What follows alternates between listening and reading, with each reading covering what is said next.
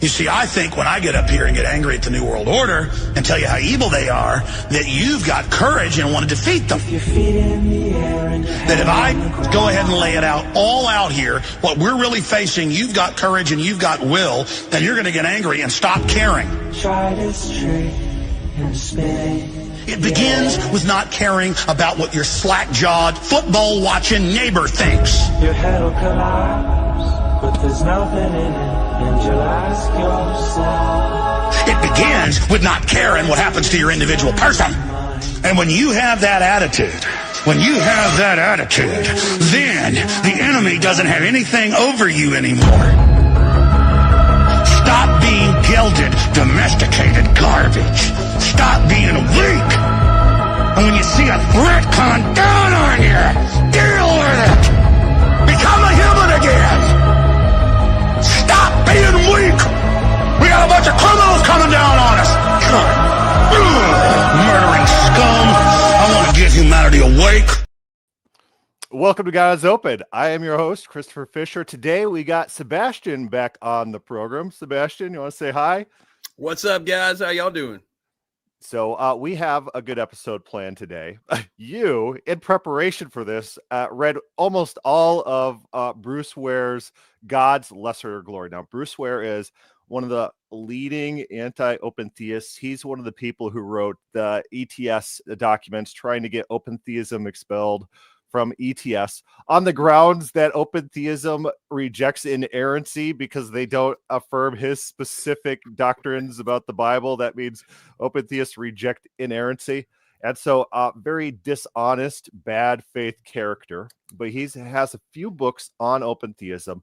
And one of them is God's Lesser Glory, which it's Gregory Boyd. He's like, well, I don't get it because in Calvinism, everything's to the God's greatest glory. And so how could open theism be to God's lesser glory? It doesn't line up with his system. So initial impressions of the book. Yeah, so he is trying to speak to people about showing that it diminishes God's glory in bringing up idea that it's inconsistent. While at the same time, he talks about contingencies being a real thing. He talks about like this, but not really in a real sense, but in a perceived sense. And he just goes back and forth.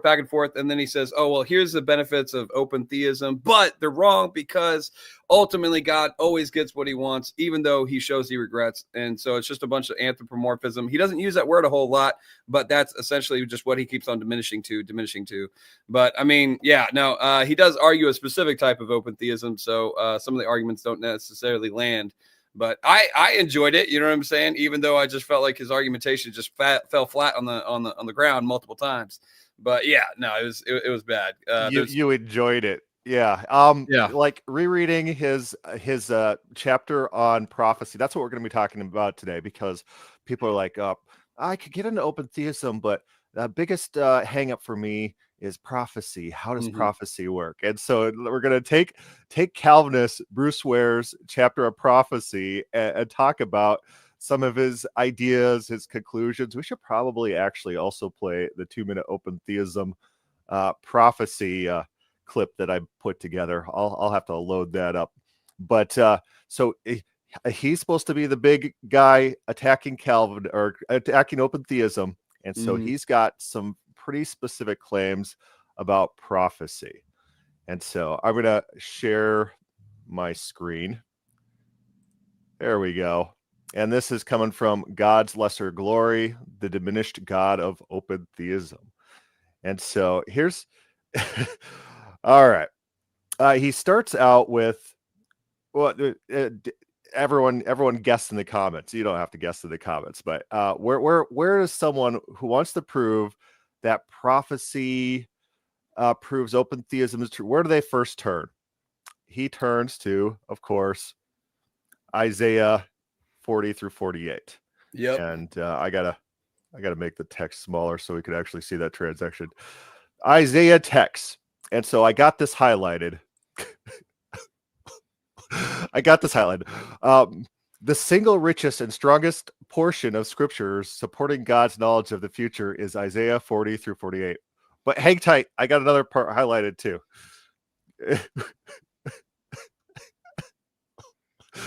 Oh, it says, so while this text stops short of explicitly asserting God's exhaustive knowledge of all future events and actions, it does claim of God massive future knowledge, the vast majority of which is simply impossible to account for on the openest grounds.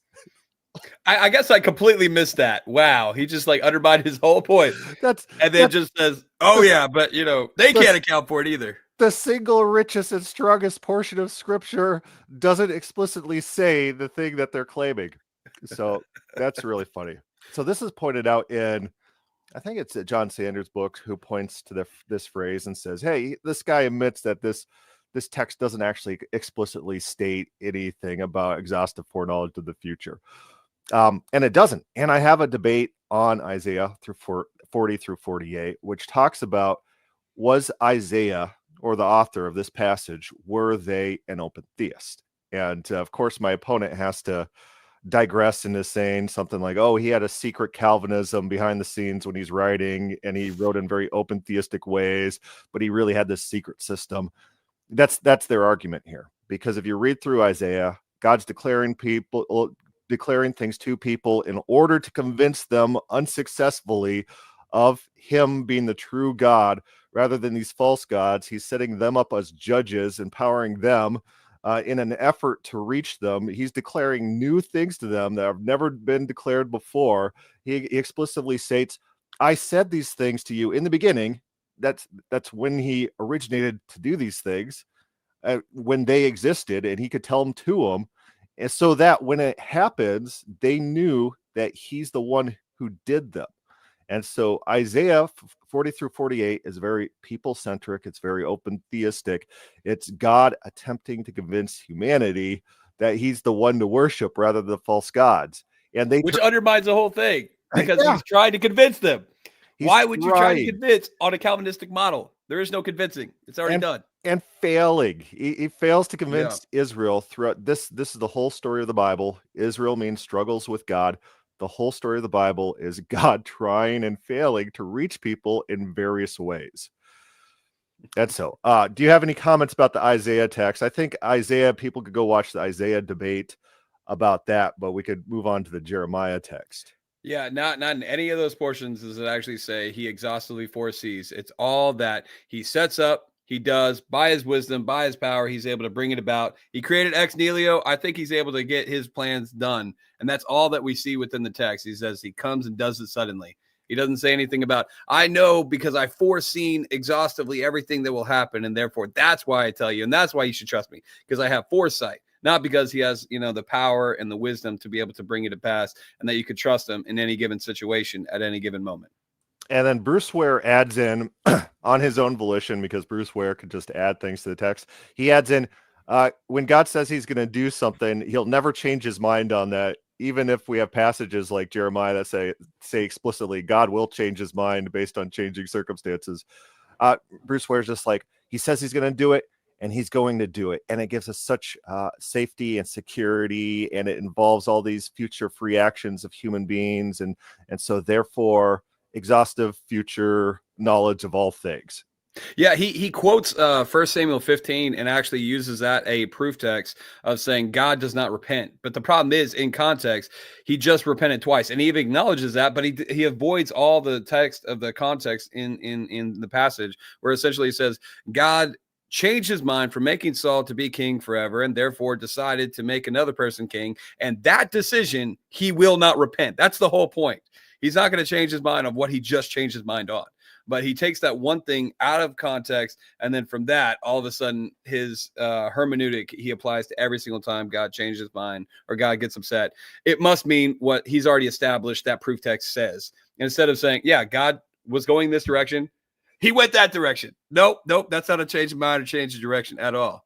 And he actually acknowledges that there are certain changes that happen, but it only perceived to be a change. Perceived changes, yes. Yeah. And so this is interesting too. This is a pretty common argument. I highlighted this specifically. What God does claim here is to declare and to declare and perform. Verse 26 specifies that God will re-inhabit the city of Jerusalem and rebuild the cities of Judah. As one considers the magnitude of this promise, it becomes clear that God claims to have prior knowledge and oversight of the enormous number of future free decisions and actions. Knowledge is like me declaring things that I'm going to do. Okay, maybe a good example is President Trump. He's campaigning. He says, we are going to make America great again. Yes, making America great again involves the future free actions of innumerable number of people that Trump can't possibly know every single individual's actions. But Bruce Ware is taking someone's statement, God's statement about things that he's going to do, and then saying that this necessitates that God knows in micromanagement detail all the specific actions that are going to lead up to these events, these future plans that he set forth. And so Trump's not omniscient.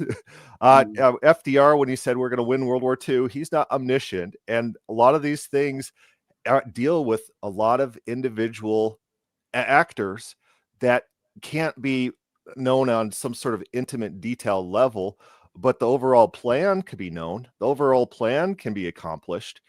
His argument just it feels to me like he's missing critical aspects of reality, is that you don't have to actually have the micromanagement details in mind in order to know how these things are going to work. Yeah, his whole premise is that he's adopting the Calvinistic presuppositions of every like microscopic detail is all controlled by God, and therefore he asserts that when he reads any text of God performing plans with that narrative behind his mind. And so he says all these individualistic understandings and realities have to be known before he carries it out. And so he's already blinding himself from the reality of how God operates. And if he would just see that, if I have a plan for my family, well, I mean, that can be accomplished in many different ways. It's not because of meticulous details that, it's going to happen just one specific way, because not even in that text does it say that.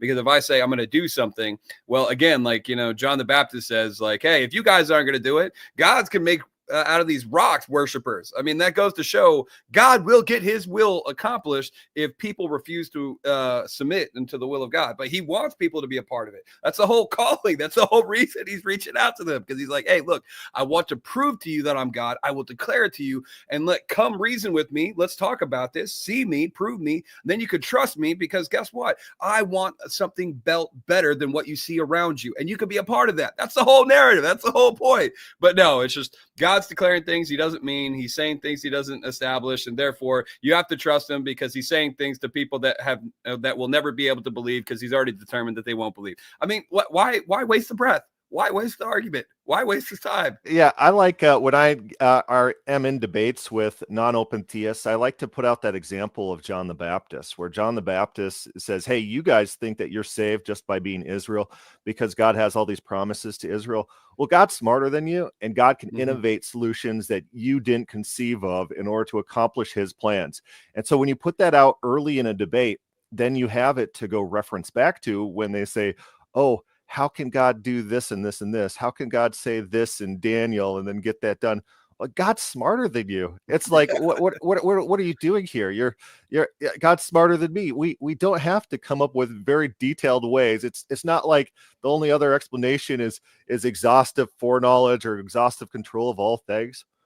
And so I am reminded of I have a few episodes of God is Open with my brother in which we talk about physics. And so we did a review of the book I Am Strange Loop, and one of the examples given was that in any system there might be subsystems that are completely random that you can't predict any molecules of, like a gas engine. You got the pistons that go up and down, there's explosions. You don't know at any particular moment which direction any of these molecules are going individually, but in aggregate, you know how the explosion is going to work. And so then you could accurately predict the operation of your engine. And that's how quantum physics actually works as well, that you have this randomness on this level that randomness doesn't translate to the macro world. You could have randomness on very minute levels that don't demonstrate themselves in higher level ordered systems. And so these people, when they start talking about these things, one free will creature, one mote, one rogue atom in this world is going to destroy God's plans, and he can't do anything, and everything It's like they've been watching The Butterfly Effect too much. That movie, they're rooted in fiction, and that's not how reality works. It's a fragile system too, because like when we promote that God is fully capable, that he has, the strength and the wisdom to be able to deal with any given situation, we're saying that we're minimizing God. But on his perspective is that if God can't control every single minute detail, then therefore the whole thing falls to collapse because he's no longer sovereign. It's like, I mean, man, which one can you trust in? If one thing goes wrong, it's like, well, I found an inconsistency here. Oh, the whole thing must collapse. But here it's like God is working. He like keeps on changing. He's like, okay, look, this is what's best. I know I promised an everlasting priesthood, but you know what? I gotta change it. You guys are corrupting it. So now those that honor me, I will honor. Those that don't honor me, And so it goes to show God is a relational God. And why would you want a relation with someone that is like, I'm just a puppet? Why do I feel upset and I argue with God that I can't believe in? I'm just a puppet, when you can say, no, you reject because you know, and you have the ability to receive him because he's here now today.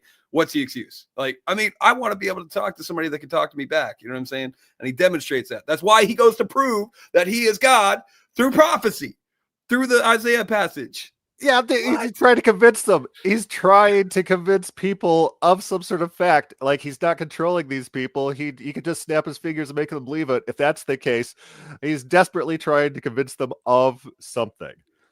And so we'll move on to Jeremiah. People could go watch that Isaiah debate. I still think that it holds up pretty well. My position, except for my presentation, could be a little bit better and cleaner. There was just one time you skipped a moment, but other than that, it was a solid thing. I recommend people listen to it. We fumbled for like 1 second, but then you caught back, so it was good. But I appreciate it. I gotta go watch that and see where I fumbled.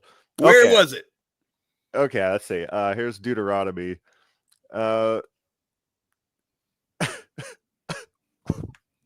no! Should we even read this? This poor man. Oh, so Bruce Ware wrote this very early in modern open theism movement. Mm-hmm. So he's probably got access to the openness of God, and he doesn't have access to like probably common arguments. So I don't know how bad we could fault him for just being dishonest and a scumbag versus ignorant. Well, he is a scumbag. He tried to get open theism kicked out on inerrancy grounds. I had no idea about that, so you brought that up. That is kind of strange, because like he even argues in this book that he's like, open theists just believe the text as they are, and that is his claim against them. And his whole point is like they're misunderstanding their application of it, but they are trying to say that this is what it means. So why would he use that argument to say that like they're questioning the inerrancy if that's not even a legitimate point? So that does seem to be bad faith acting. Yeah. Okay. All right. What does it say? Okay, he says, consider the force of the statement in verse 21. And so we'll go take a look at he's reading Deuteronomy 16 through 21. And the Lord said to Moses, behold, you're about to lie down with your fathers. The people will rise and whore after foreign gods among them in the land that they are entering, and they will forsake me and my covenant that I've made with them. Then my anger will be kindled against them in that day, and I'll forsake them and hide my face from them. And they will be devoured, and many evils will come upon them, so that they will say in the day, have not these evils come upon us, because God is not among us?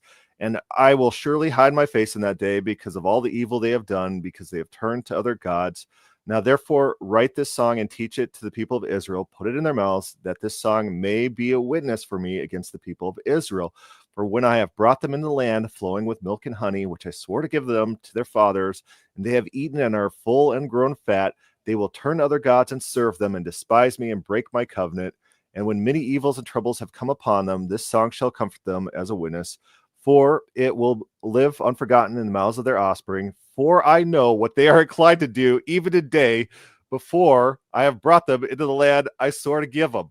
And so God says, I know these things are going to happen. Yeah. Why?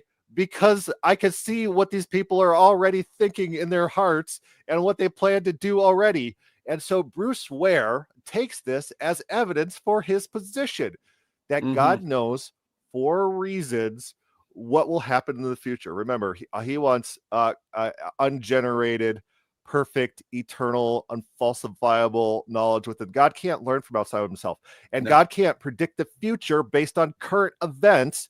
And so if God is looking at the people now and saying, hey, I see this is the people's disposition, so here's what I know they're going to do in the future, that undermines his point.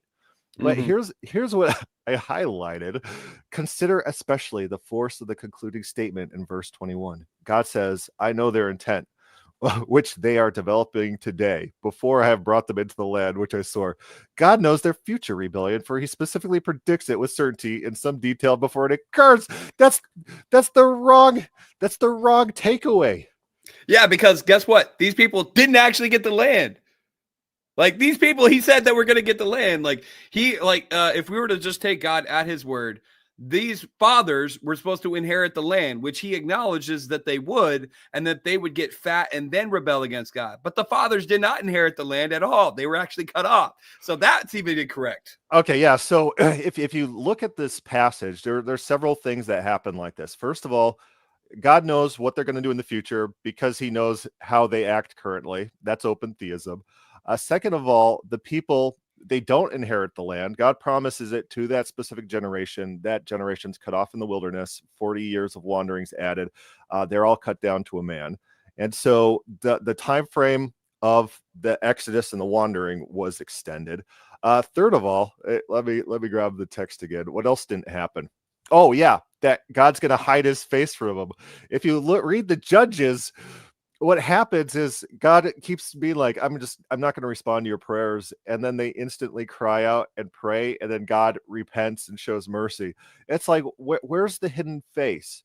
It's very briefly. And the people cry out in pain and God repents immediately. And God goes back on the things that God says he's going to do for mercy's sake. Yeah. And so if we are treating this verse, this passage, as if it's some sort of unfalsifiable future prediction of things because of God's exhaustive foreknowledge of future events, it doesn't quite occur in the force that it presents itself as. And it discounts all the times in the Bible where God says he's going to change based on people's actions, that he's willing to negotiate. There are several times within the Exodus itself, he resolves to kill all of Israel and changes it for Moses' sake. Not even because of Israel's repentance. He changes for Moses' sake multiple times. And so it's discounting what we know about God and his character. It's begging the question by saying, look at these phrases. They must happen in this exact specific detail with no variance, or else this is false. No, that's your view. Bruce Ware, that's your view. That's not normal people's reading of this. People understand the gist, the thrust of the passage and what it means. And they don't take issue. They don't take umbrance with God when God says, oh, you guys are praying for me to not hide my face from you, to come save you. I'm going to decide to come save you. People don't take umbrance with that. People don't say, oh, God, you're going to fail your own prophecy. It's going to be so terrible. Yeah. Not only that, but like, why did he tell him to sing a song? Why did he tell him to keep on repeating it? Because he is in hopes that this won't become a reality, to make them aware that this is something that God is warning them ahead of time, that they don't have to go and fulfill in courting. But the problem is that they didn't even get to that point. They didn't even get fat. They just starved in the desert. Like it didn't happen. They never got to fulfill this. Now, later on, we see that, Joshua, he expresses the very things that reiterated this. But again, he could see what's in the heart of these people and then know what they're capable of. Just like my daughter, if I say that, I know my daughter is going to start counting to numbers as she's going down the stairs, I'm not saying, oh, it must be the case. And if it does happen, you know me to be a true prophet. It's just like, I know the person. I know what's in their heart. I can see the decisions. I see the interactions that they're making with people every day long. And that when they're given a little bit of providence or a little bit of, riches, like they get corrupted. They get filled with their mind, their heart. I mean, again, they took riches from Egypt. What was going on in their head? I think God was pretty intimately aware with what was in their mind and heart. And they're like, oh, well, I don't need this. And then they get mad because they don't have need. They literally built an idol. Right. and start sacrificing to it and said, hey, this is the God who led us out of Israel. Not 40 days. And then they get to the promised land, and it's filled with all these ites, the Canaanite, the Jebusite, the Perishite, the termites, or whatever, all the ites. But then the God says, I'm going to drive them all out. And then Israel rebels, and he says, okay, never mind. I'm not going to drive them all out. I'm going to leave them there to test you guys. And so it's like we have this fluid history, this dynamic history of God interacting with Israel. And this passage here is just I told you so. And like I tell my kids, hey, you better watch yourselves when you're driving around town. You just follow the speed limits and don't do anything crazy, or else you're going to get in an accident. And if they get in an accident, I told you so. I told you so, kids, that this is going to happen.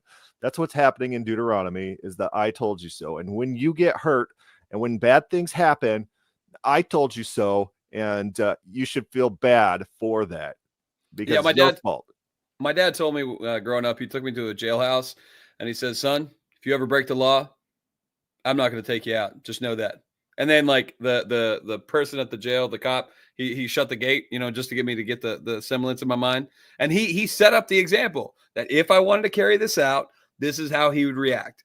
Putting in my mind, hey, don't screw up, because my dad's not just going to come to my defense every single time if I deserve the judgment.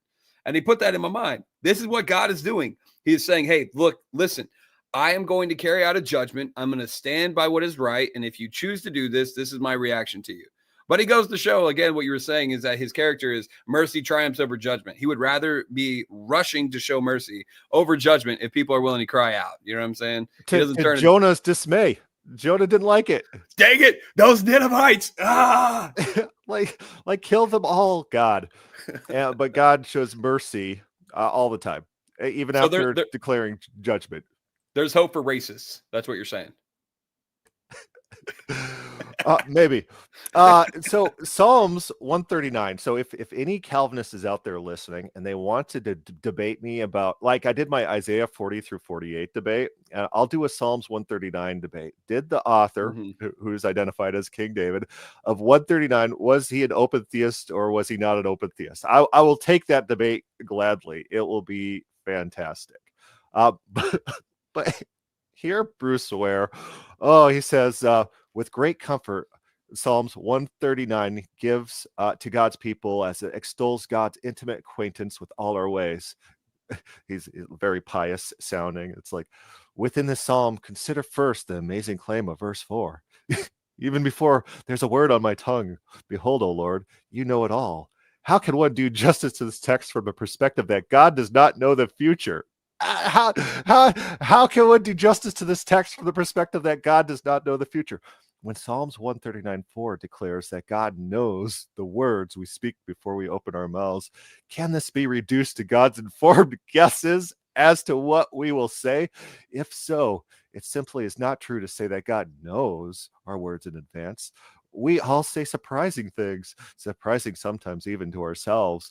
No amount of past and present knowledge of individuals could predict with complete accuracy the words they will speak next. But Psalms 139:4 declares that God knows in advance all the words we speak.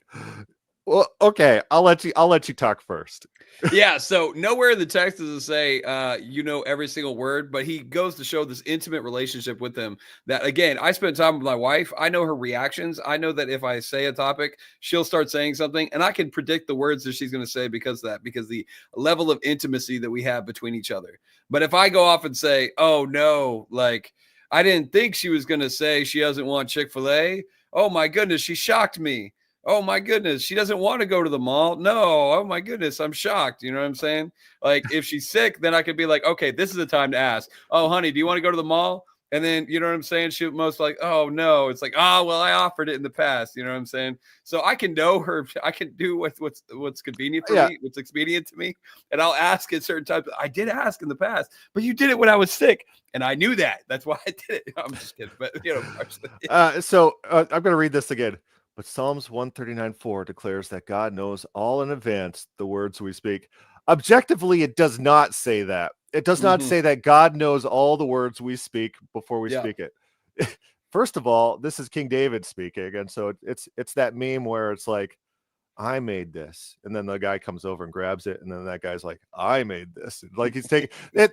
It's not, the Psalm's not about you, you narcissist. The song is about King David's personal relationship with God. Yeah. You narcissist, Bruce Ware.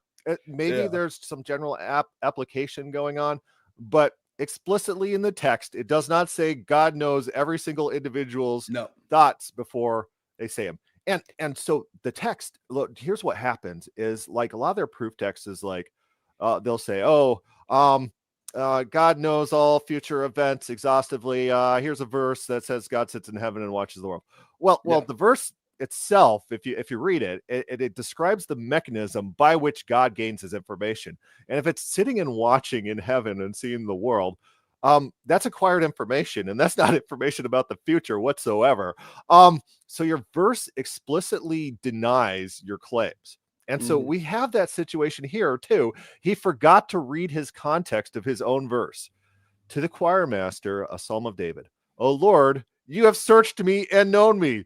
Right there's the mechanism right there. It's not innate knowledge within the Godhead that can never change, and it's not acquired from outside himself and unfalsifiable knowledge of all future. That's not what's explicitly in the text. The text tells us the mechanism by which God knows hearts. And it's the same mechanism throughout the Bible. Deuteronomy, he took them into the wilderness to test them, to see if they would be true to him. Psalms, we just read the first verse. How about the last verses? Search me, O God, and know my heart. Try me and know my thoughts. King David is not a closed theist. King David is an open theist. He's saying, God, do some testing and searching to see if there's any wickedness in me. And I'm going to come through this trial and I'm going to prevail. So you can learn about me, God, through this testing that we see throughout the Bible. And so, not only, go for it. But not only that, but like it's a whole relational aspect. Like God is like David is saying, hey, look, I want you in my life and I want to know you. I want you to know me. Like that's the whole perspective. So it can't be applied to everybody because again, people wander in darkness, people wander away from God, people go off and they don't want God to be involved in their life. They don't want to be searched. They don't want to be tried. They don't want to be corrected. And so in that aspect, he's saying, come, get to know me, get around me. Because why does he say, depart from me, you workers of iniquity? I don't know you. Why does he say that? Because they've gone away. He says he's turned his face away from those that live in pride. Like it's a call to show, like it's a reflection of a husband and wife relationship. If Christ is the church, or if we're the church married to Christ, we would want him involved. Like this idea that I just have to have a thought and you just know me. It's very narcissistic. Like it's all about me. You know everything about me. I am known about everything. But instead, it's like, no, God, come into my life, speak into my life. Tell me what's in my life. I want to hear what affects your heart. I want to know what goes on in your heart. I want to be a part of that and bring joy to your heart. Or, it just means nothing because why think? We don't need to think. Everything's told already. God's doing everything in our mind right now. Yeah. So let me pull up this work again. Oh man. He says, consider this a bit further. For God to know all the days of our lives before there is yet one of them. Psalms 139:16. God must know about and be in command of all the contingencies and future free will choices that will happen in regard to our lives. I remember a time in the Bible where God extended someone's life because they prayed and added years to the life. What, 14 years? 15, yeah. 15. It added years to people's lives because those things can happen. And so Ware he looks at a verse and he says, hey, this says that we'll look at the ESV translation. But even command of all contingencies, there are no contingencies. There are no contingencies in the Calvinistic predeterminate model. Everything is set up by one, ungenerated decree. Like there's no real contingencies. It's just supposed. But why is it supposed? I don't know. There's just too much there. Right. He says, your eyes, this is the ESV, your eyes saw my unformed substance in your book were written, every one of them, the days that were formed for me when as yet there was none. And so Calvin has an interesting. I gotta pull up that Calvin quote on this. Wait, so you're telling me that the system of where it's based off of Calvinism, Calvin had a different understanding of this text? Oh my goodness. And so What did he say? Calvin is actually a scholar of language. And so it's like he might have been a mass murdering, terrible human being, waste of life, but he's good at languages. Augustine wasn't. Augustine, he didn't read Greek, and he's more of like a Latin guy. But Calvin really got into the text of the Bible. And here's what Calvin says about this verse. Interpreters are not agreed as to the second clause. Some read Yamin in the nominative case, when the days were made. In a sense, according to them, all my bones were written on the book, O God, from the beginning of the world, when the days were first formed by thee, and as when there not yet none of them actually existed. The other is the more natural meaning, that the different parts of the human body are formed in succession of time. For in the first gem, there's no arrangement of parts or proportion of members, but is developed and takes a particular form progressively. So this verse is about fetology. And so if we look at the tenor of Psalms 139. Psalms 139 is a psalm written by David, and it's about King David's personal relationship with God. And so if you read the Bible, King David is like a star of the Bible that God really loves. He lets him get away with things that he never lets King Saul get away with. Because King David's just like a man after God's own heart that God had a special relationship with. And so it's really funny for people to take personal psalms about King David and be like, this psalm's about me. It's like, I don't think so. But maybe there's some general applicability, maybe, but maybe not. I don't know. And so it's about this personal relationship with King David. And so this is about him being formed in the womb. For you formed my inward parts. You knitted me together in my mother's womb. I praise you. I'm fearfully and wonderfully made. My frame's not hidden from you. Your eyes saw my unformed substance. This is all about fetology. And not only that, but it says, when I was being made in secret, and then, that Psalm 51:5, in sin did my mother conceive me. Like there's this, kind of correlation, because he kind of brings that up. It's a repetitive theme in a lot of his, text, you know what I'm saying? But yeah, no, it's a situation. God sees them, making him. But yeah, it's within context. It's not way out of left field. This is all about fetal development. It's not about every single day of our life that's ever going to exist. And even if it was, we have examples in the Bible of lives being extended based on prayers. And so it's not the Calvinist thing is not automatic. Their interpretation, their assumptions, you can't just import them and just beg the question on these principles. You actually have to prove that the words are working in your very idiosyncratic way to mean your very idiosyncratic meaning. And idiosyncratic means like just exclusive stuff. Someone just has like a special reading of something. Like I was talking to a guy, and we're talking about Genesis, and he's saying open theism is false because in Genesis everything is born according to its seed. And he said we read that as all the seed is all the information that's ever going to exist in that lineage. And like, what are you talking about? It's just like, where is this coming from? It sounds completely made up. And so I'm like taken aback, like, well, how do you respond to something out of left field like that? Like there's no indication in the text that any of that thing is true.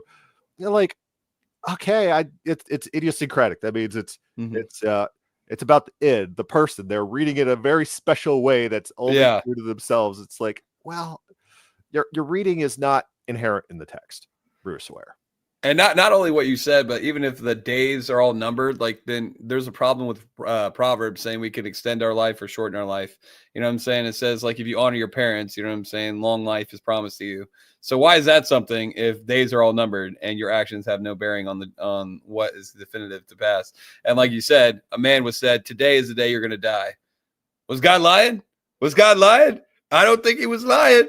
I think when he prayed, he was like, oh, 15's that. Oh yeah, there we go. Yeah, absolutely. So his next thing on prophecy is Daniel. And so he says there's highly specific and detailed predictive dreams. One cannot dismiss the predictions of chapters 2, 4, 5, 7, 8, 9, 10, 11 by saying God controls merely a minimal select portion of the future sufficient to ensure that these predictions come true. A reasonable consideration of the details as well as the breadth involves the readers.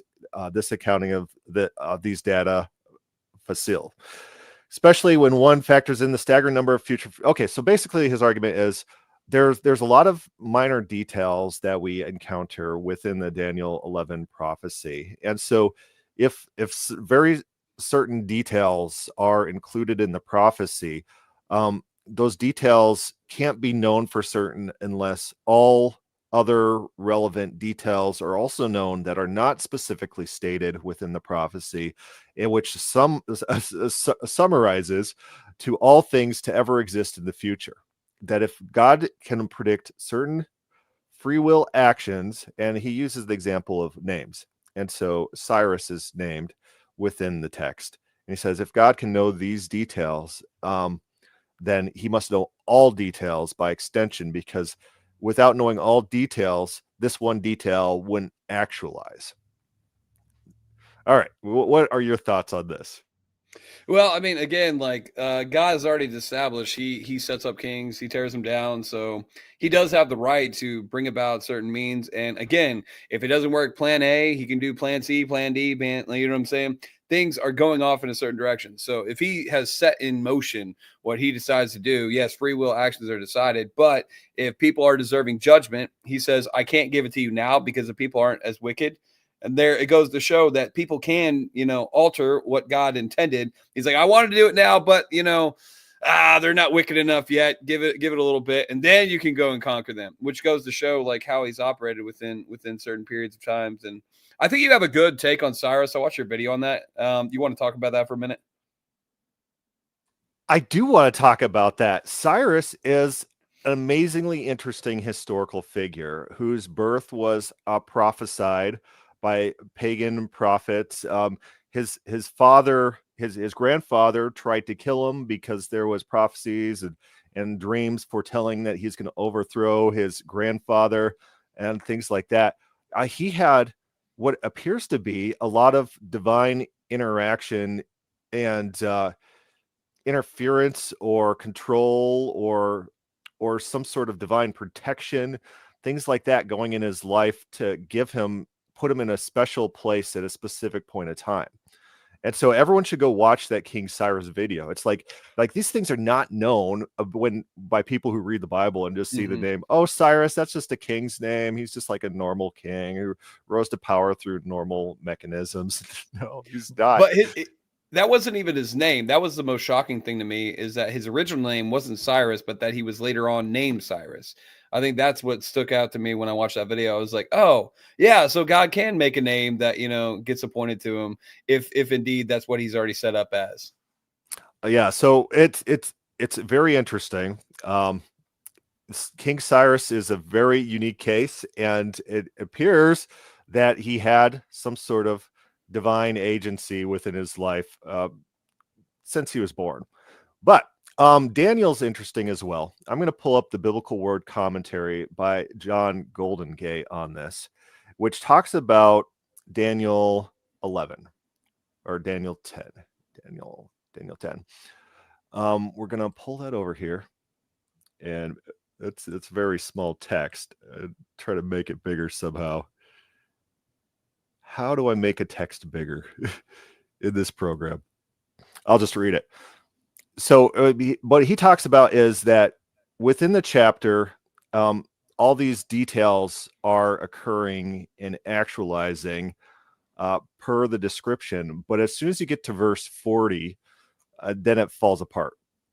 Further, in verse 40 through 45, scriptural phraseology becomes more persuasive than it was earlier. Verse 40 marks a transition from quasi-prediction based on historical facts to actual prediction based on scriptures and the pattern of earlier events. The seer is using history's deep structure to predict the future.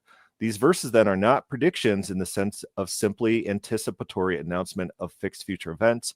Like the promises and warnings of the prophets, they paint an imaginative scenario of the kind of issue that God will ensure will come from present events. Their portrayal does not correspond to actual events in the 160s is 160s. I can't see. My eyes are getting bad. 160s. As Jesus' coming does not correspond with any straightforward way to the other Old Testament prophecies of future redemption. Isaiah 9, 2-7, 1-6. It is not the nature of biblical prophecy to give literal accounts of events before they take place. And that is critical there. It's not the nature of biblical prophecy to give a literal account of events before they take place. Biblical prophecy is directional. Like there's going to be a future apocalypse in which God comes and judges the wicked, rounds up the wicked, kills them, and blesses the righteous. And when we see these apocalyptic scenarios throughout the Bible, they vary in various details. Is there a sun? Is there an ocean? Is it an avatar? Is it God himself? Like the details have variance, but the thrust of the prophecy is what matters. That's what's being anticipated. And as long as the thrust comes true, then the prophecy is fulfilled. And that's the nature of biblical prophecy. It's not what Bruce Ware wants, where it's like all the details must come true in exactness or else the prophecy has failed. That's not how biblical prophecy works. That's something they made up in their own mind. Because again, even the example that he laid out beforehand in Deuteronomy that the fathers of the land I give, if it's line by line, must be accurate, and that information does not coincide with the prophecy given beforehand, that they will depart from me, as he had stated within this context. He has already disqualified himself from having like full confidence if that's the way we're to look at God. Like even his predictive prophetic model, collapses within itself because the fathers did not inherit the land that was given to them. Right. And it's really funny. And so there's a book by Roy, which is like 1 billion future prophecies involving free will. We might have talked about this before, where he's like, his first example is that Israel's going to be enslaved and sojourners for 400 years. Mm-hmm. Well, they weren't really. They were welcomed into the land. They were slaves for about 80 years. They're in Egypt for 430 years, close enough to 400. Then they didn't inherit their land, and they kept sojourning for an extra 40 after they turned away from the promised land for rebellion. It's close enough. The direction of the it stayed in the Bible too. The scribes who recorded that and codified it into the Bible did not mind that the prophecy said 400 years because the details do not matter. The thrust is what matters. If they would have just done what was right, they wouldn't have gone through the long route, and it would have been fulfilled the way in which it was intended. But they extended the timeline. Well, unless you're counting the 430 years in Egypt as but I mean, still within the 400. You know what I'm saying? Well, it's in the 400s. Yeah, I get it, but that's the thing. Like biblical prophecy, the details don't actually matter, and often when there are details, let me pull up the book I'm writing. I quote a blog post which talks about this. That I didn't write. I didn't write the blog post, but an open theist did. And so he talks about the strength of prophecy. What type of prophecy do we find in the Bible? He says, to understand premise one, I want to explain what I mean by the strength of prophecy. I contend that the strength of Bible prophecy as a whole depends on the strength of individual prophecies and the quantity of such prophecies. Let's say, for sake of argument, that Jesus was born in a manger on the evening of March 31st, 4 BC in Bethlehem to parents of the Davidic lineage. If so, then the following predictions, let's say made in 500 BC, would be on the scale of weaker strength prophecies to stronger strength prophecies. A king will be born. And so if there's a prophecy that says a king will be born, that's very open-ended. It's not very strong. And so that we'll skip down a little bit. A king will be born in Bethlehem on 4 BC on March 30th. So that's a little bit stronger of a prophecy. A king named Jesus will be born in a manger in Bethlehem in 4 BC on the evening of March 31st to parents named Joseph and Mary. That's super strong. And so you look at the different strengths of prophecy. And so if open theism is true, what strength of prophecy would we expect to be modeled in the Bible? Like we could build a mental model. This is a scientific thing. If open theism is true, what strength of prophecy would we be expecting to see? And then if Calvinism or closed theism was true, what strength of prophecy would we expect to see? And then we could go test and look at the prophecies and future predictions within the Bible and see what strength they are to see which model is more accurate to what the Bible shows. Prediction 10 is stronger than prediction 1 because you have to know much more about the future to be right about 10 than you have to be at 1. Specifically, it's not only a measure of strength of prophecy. However, the amount of such prophecies also figure into the calculus. It could be the case that one prediction of value 4 is stronger than two predictions of value 3. Skipping forward, I contend that individual Old Testament prophecies concerning Jesus's first advent fall in the 2 to 3 range in the imperfect scale of my example, but they did not reach the strength of 4. This leads me to rate the overall strength of the biblical prophecy, taking into account the quantity as well as quality, in the 2 to 3 or 3-ish range. This is fairly low. And so we see biblical prophecy operate on this level in which it's open-ended. It doesn't have very much details put in. And so that's why people turn to prophecies like Daniel in order to try to make a case, because that's the most specific type of details that they could get out of prophecy generally. They just don't have that many examples in the Bible. The Bible is a big book, and they just don't have examples of their prophecy model being carried out. Yeah, of a level 10 where it says like by name, these parents will be named this, all that. What we see is an open model where it says essentially, I will call him, out of Bethlehem, or, he shall be called a Nazarene. It doesn't go on to say he will be called a Nazarene and live at this house at this particular time. It's not even clear that those things are about Jesus. Well, yeah, no, I mean, there's a lot of prophecies that are ascribed prophecies in Matthew, but they're like, it's like this in the Bible. Our life is like this. That's happening right now. As the scriptures were written, so is this moment. It's just like that. You know what I'm saying? Because we do that nowadays with our, talking to one another about movies or TV or something like that. It's like, oh man, he went Rocky on him, or, something crazy or something like that. But the issue is like they talked in the thing that was popular in discussion, which was the scriptures.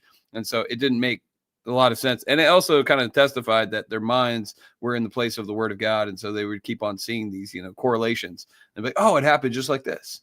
And those weren't actually prophetic things when you actually go and derive from it, because it was talking about multitudes of people, not one person betraying him, and so on and so on. Right.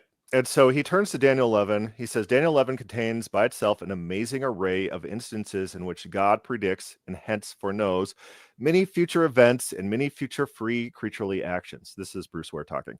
For example, Daniel prophesying in the first year of Cyrus, king of Persia, he predicts 3 kings to come after Cyrus, followed by a fourth. The fourth king likely a reference to the coming Alexander the Great, who died young. His sons were murdered. Daniel predicts this along with the fact that his kingdom would be divided into 4 parts.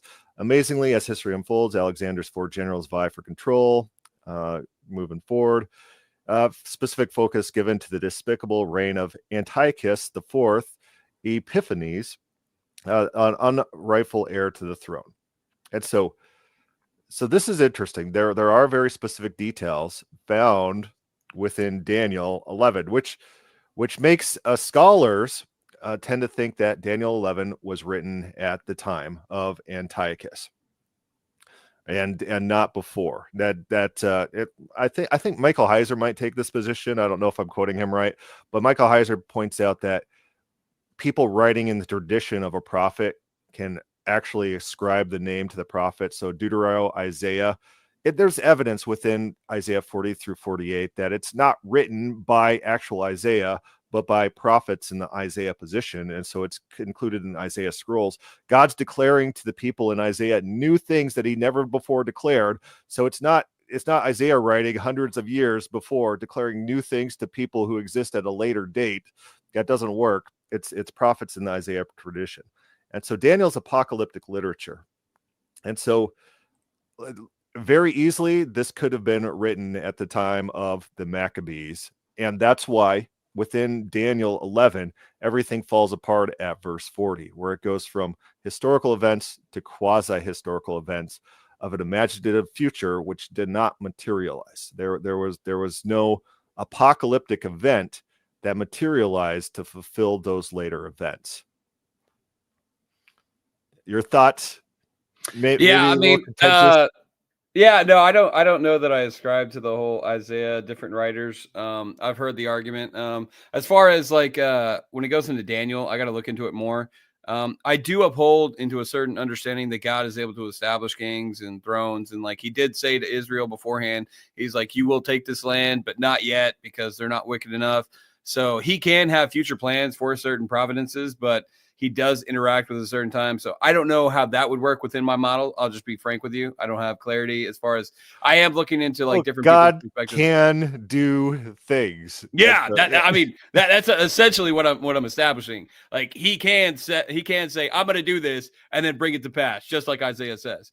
But nowhere in that text or context does he says I'm going to foresee this and then I'm going to bring it to pass. But rather he says I am telling you what I am going to do and then I'm going to make it happen.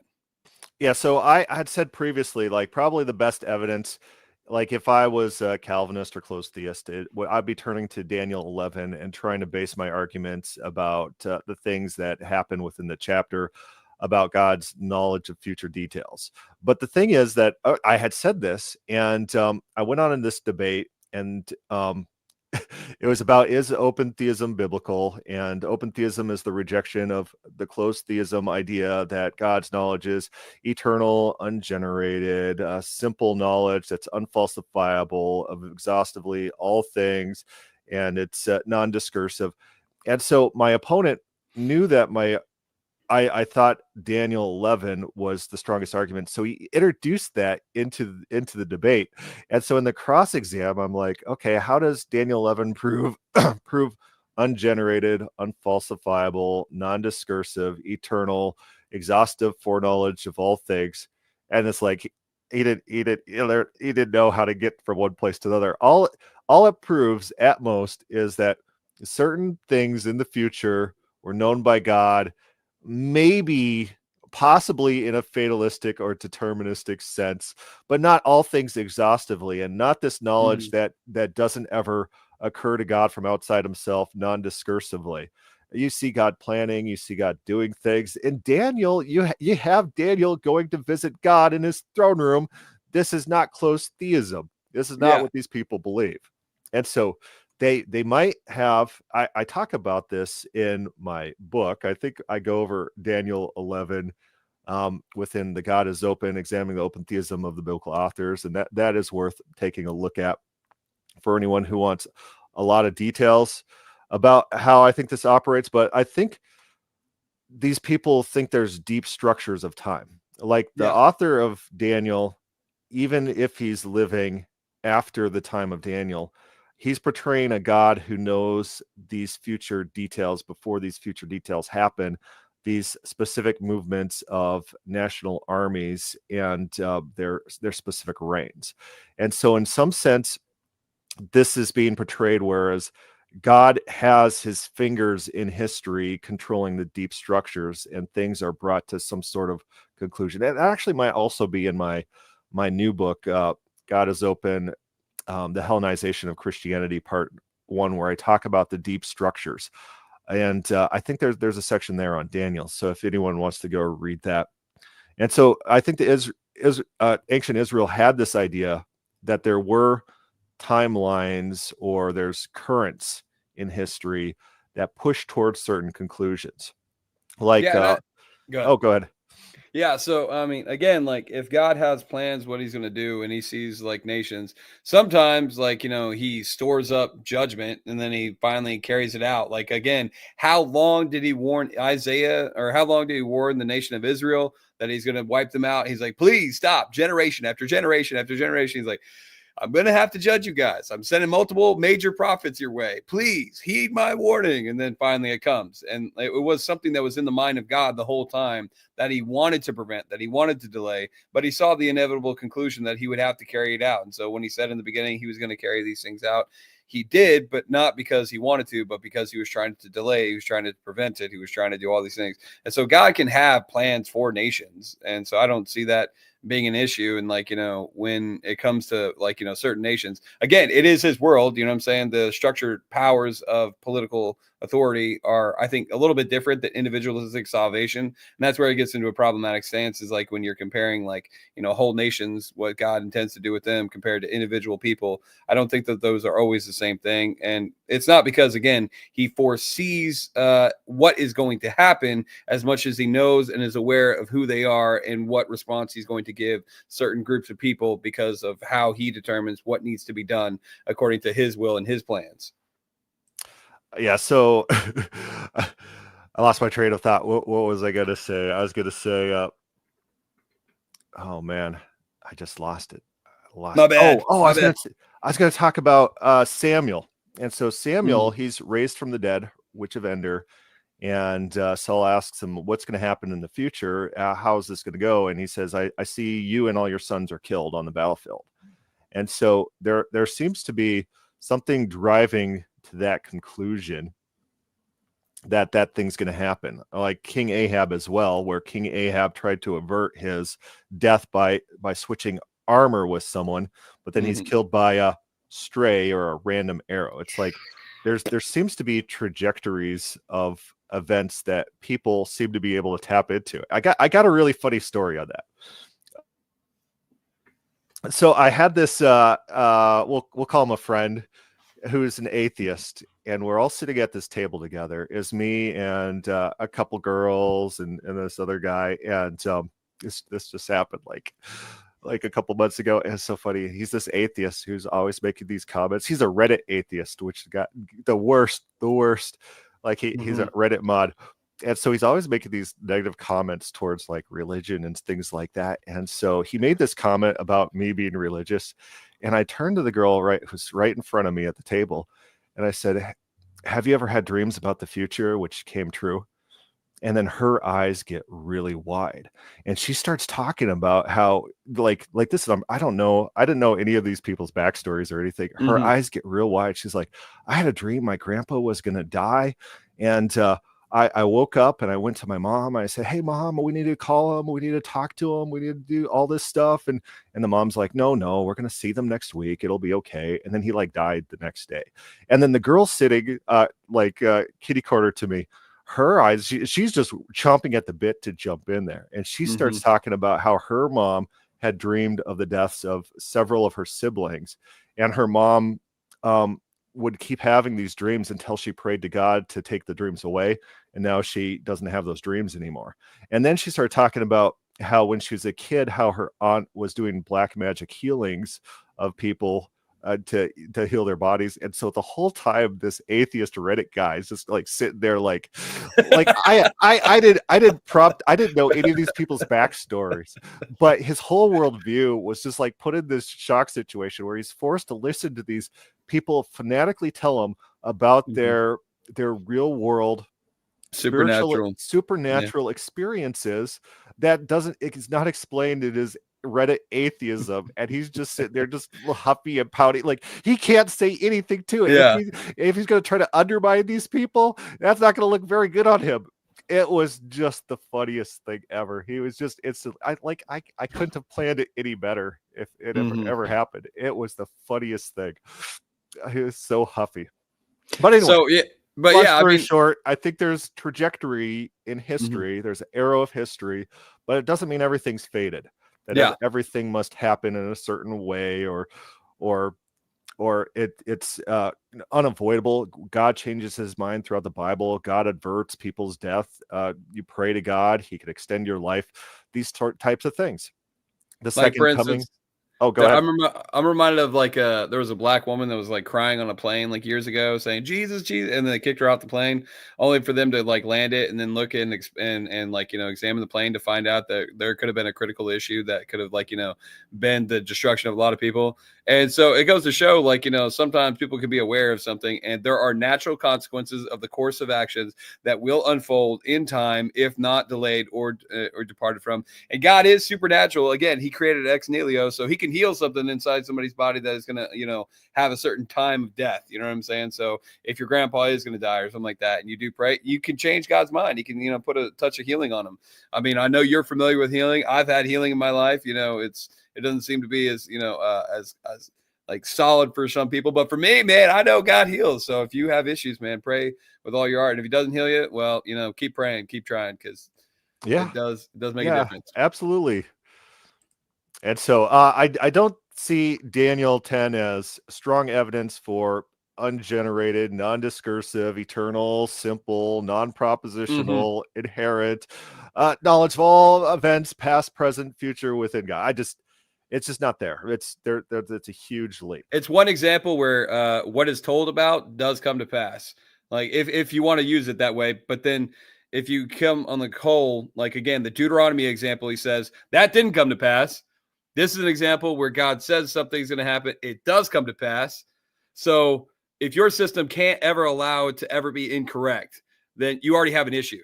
But if we're saying that God is open and that, things can change depending on how people react or how people come to him or, humble themselves, then it goes to show, yes, God has plans. He's telling you what's going to happen beforehand. It does come to pass. Okay. But if he ever shows an example where it doesn't come to pass the way he says it, now you have a real big problem if you already said that nothing can ever be, incorrect line by line.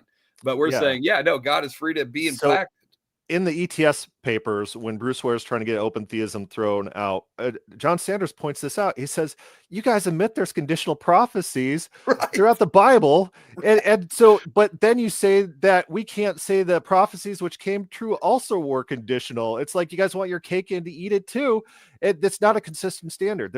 There's nothing within the text that says, hey, this one's conditional and this one's unilateral and must occur. There's nothing there. It's you guys are begging the question and you're taking some sort of benefit for your system that you're not allowing to open theists. And it's disingenuous. It's dishonest. And so we next got his John example, the Gospel of John. And he says, consider John 13:19. From now on, I'm telling you before it comes to pass, Jesus tells his disciples, so that when it does occur, you may believe that I am he. The point is the same as in Isaiah. Jesus' knowledge of the future is evidence that he is God in human flesh, John 1:14. Beyond these explicit statements, consider a few specific examples of Jesus's foreknowledge. We find Jesus telling Peter that his 3 denials before the rooster crows, predicting the kind of death Peter would die, and predicting that Judas would be one of those who would betray him. In all these cases, Jesus' predictions require that other humans do precisely what Jesus predicted they would do. Have you ever predicted what people are going to do? Yeah. I kind of do it on a regular basis. I know if I tell my wife, hey, honey, let's go out to eat. And then all of a sudden I'm like, oh, something came up. I know for a fact she is not going to be happy. She's going to be mad and angry the rest of the day because I got her hopes up. Man, I must be a prophet or something. I just know her reactions if I tell her something. I'm telling you, I can see the future now. How about complete strangers? You do some street preaching. Can you predict how complete strangers are going to act? I know for a fact I will hear F you and go to hell. That's just going to happen. It's going to happen. I know that if somebody is in my face saying F you, F you, F you, and I keep saying bless you, bless you, bless you, they will rechange their thoughts and actually lower their tone to have a regular conversation sometimes or walk away. Those are 2 options that generally happen because they don't like to keep engaging with someone because they think you're the enemy. And if I show them that I love them, bless you, I hope you go to heaven, while they're saying F you, go to hell, I want you to die, eventually it just eats them up and they don't like continuing with that. And so that narrative doesn't go very long. I know people are going to say like, you're stupid, you don't have any wisdom, why should I trust you in your God? I don't know. I'm just a prophet. I can see what's going to happen in the future already. Yeah, absolutely. So the thing about these examples, it's like Jesus saying Peter is going to deny him 3 times and Judas is going to betray Jesus. Like their view of the world is that these events, because Jesus said them, they must be fated and they must happen no matter what in order to prove Jesus's deity. Whereas the biblical record, when you look at the Bible, God wants people to repent. And so when Nineveh repents, like Nineveh's really wicked. This is the Assyrian Empire. These are bad, bad people. And like we want them wiped out. Like if you care about justice, if you care about history, if you care about right and wrong, you want Nineveh to be wiped out. You want them all dead. And then it doesn't happen because they repented and they changed. And so their view of the world is Peter couldn't repent. Judas can't repent. The people who killed Peter can't repent because these events must be fated in order to prove some deity point for no reason, because who are you convincing with the deity points? For people who are all fated to believe what they believe, for no reason, these things must be fated.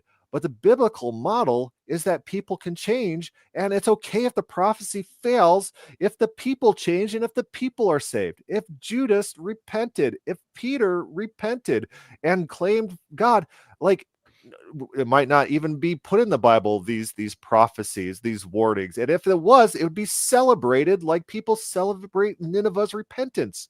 Their entire system built up on this prophecy disproving open theism. It's based on assumptions that are not in the text. It's based on these counterfactuals that we don't see anywhere. It's based on special pleading about how they think prophecy works, which is never established in the Bible.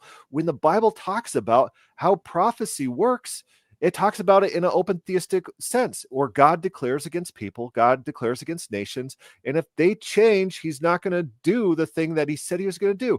And if he's thinking of blessing someone, if they change and become wicked, he's not going to do what he thought he was going to do. When the Bible talks about prophecy, it's explicitly in prophecy models, it's explicitly in open theistic mechanisms, methods, rules of thumbs, God's operating procedures. It's never in fatalistic determinism. It's never there. And also, even with the example of Peter, so you notice that he says, Satan, get behind me. So obviously Satan's right on top of him. Jesus established him to be the rock on whom the church would be built. So obviously he has a bigger attention upon like the enemy to get him to fall, because they would say, oh, if you're person that you built the church on is going to fall. So it seems like there's this conversation where the Christ is aware of the attentions, or the Father is aware of the attention and communicates to the Son, however that works, you know what I'm saying? But he sees the intentions of the devil, because he says the devil is seeking, to sift you like wheat, but I prayed for you. And so there may be something aware, because like in the issue with Job is that Satan makes it clear. He says, I'll get him to curse you to your face. I'll get him to, reject you. And in this whole narrative, like maybe the conversation was heard is like, I'll get him to deny you, not once or three times. We don't know. It's speculative, but nevertheless, as I can perceive it this way, I'd be like, well, okay, I know you will fall. But in this case is that we've already seen that he will, because he goes on to his narrative and he actually explains that the reason that we can trust that the future is exhaustively known is that it not only does he say he will reject it, but that he'll actually come back. And we've already seen that Peter is willing to humble himself quick. He was willing to humble himself in the beginning. He's like, I'm unworthy of you. And then later on, when he's washing the feet, he's like, oh, Lord, like, what is it? We should be washing your feet. And he's like, oh, well, if I don't wash your feet, you're what is it? You're unworthy. He's like, oh, no, then wash my whole body. And like, no, it'll be good enough just to wash your feet. So he shows a willingness to be humble and to admit his wrong quickly, fastly. That's just the demeanor character that he's aware of. Just like David, he knows what is in his mouth because he's aware. He's attentively, available. He knows. And so if Christ is, taken away, he thought he was going to defend Christ with his own sword.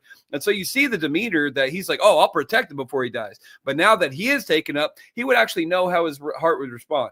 And the only thing that you need that God would have to control is, again, if the devil has already communicated, oh, I'm already by Peter himself, I'll get him to deny you. Because he said the same thing, the same narrative with Job, I'll get him to curse you to your face. So that narrative is the intention of the heart is there. And so if indeed that is, God just has to control a cock to crow twice and boom. You know what I'm saying? That's all that's needed. But Peter is still the one that chooses, and he knows how he would respond in that situation. Right. And Will Duffy makes the case that the cock crowing is just the guard sounding off on timestamps throughout the night. And so, which is very probable. So let's watch this 2-minute open theism video I made on prophecy. 2 minutes, and it talks about this. In Jeremiah 18, God explains the mechanics of prophecy. He states he will not do what he said he would do, nor what he thought he would do, based on real-time changing events. God is letting the people know that he does not desire the death of the wicked, but wants the wicked to repent and be spared. The prophecy is a warning. And in God's ideal future, the prophecy would be subverted. Normal people understand that sometimes, for reasons, prophecy changes. Maybe the people change, like in Jonah 3.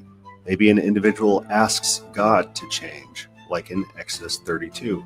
Maybe even God abandons parts of his plans and presses on because people are stubborn, like twice in Exodus 4. God is always modifying prophecy.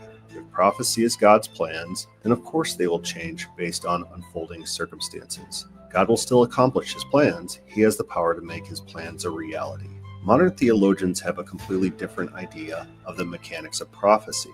Bruce Ware, a critic of open theism, claims that because prophecy has the specificity and exactness, which encompasses future free choices and actions of various individuals and groups, then The most compelling conclusion from these data is that God has exhaustive foreknowledge. What is noticeably absent from Ware's entire case is any reference to the Bible explaining how prophecy operates. In Ware's world, the exact number of times a rooster crows is critical to his theology. Does the prophecy predict 1 or 2 crows before Peter denies Jesus? Jesus' Godhead depends on it in this view. In open theism, in the Bible, God would rather the prophecy fail and Peter publicly affirm his love of Jesus. The crows do not matter as much as the person. So have you ever watched that before? I haven't seen that clip. No, that was good. I like the succinctness of it. And so it's like the prophecy doesn't matter as much as the person. Like they're very keen on being like, oh, Jesus's deity depends on this thing coming true exactly. Like what are you talking about? That's not the bit. That's something you guys just made up. You just brought it to the text.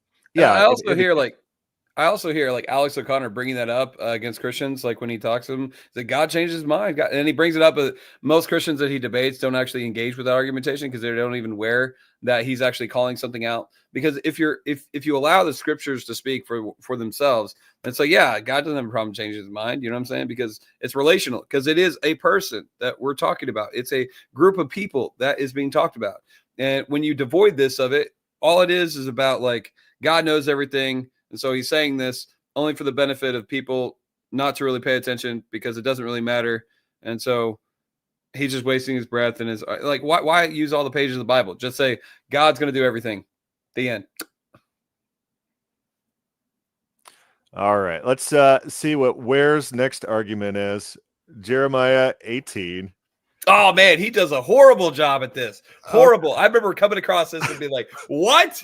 He just butchered the context of all of this. He goes in this direction that context says. He says, nope, I'm going to go the opposite way. I don't want to go anywhere near I'm not applying malice to him, but his proof text just overted his understanding of just reading the context for the purpose of why it came out. It's like the Matt Slick thing. Matt Slick teaches about Jeremiah 18 all the time until it's brought up in a debate. Then he says, I don't know anything about this. I haven't studied this. I don't know. Yeah. I can't tell you about this thing I've been teaching on last week. He can't tell you about it.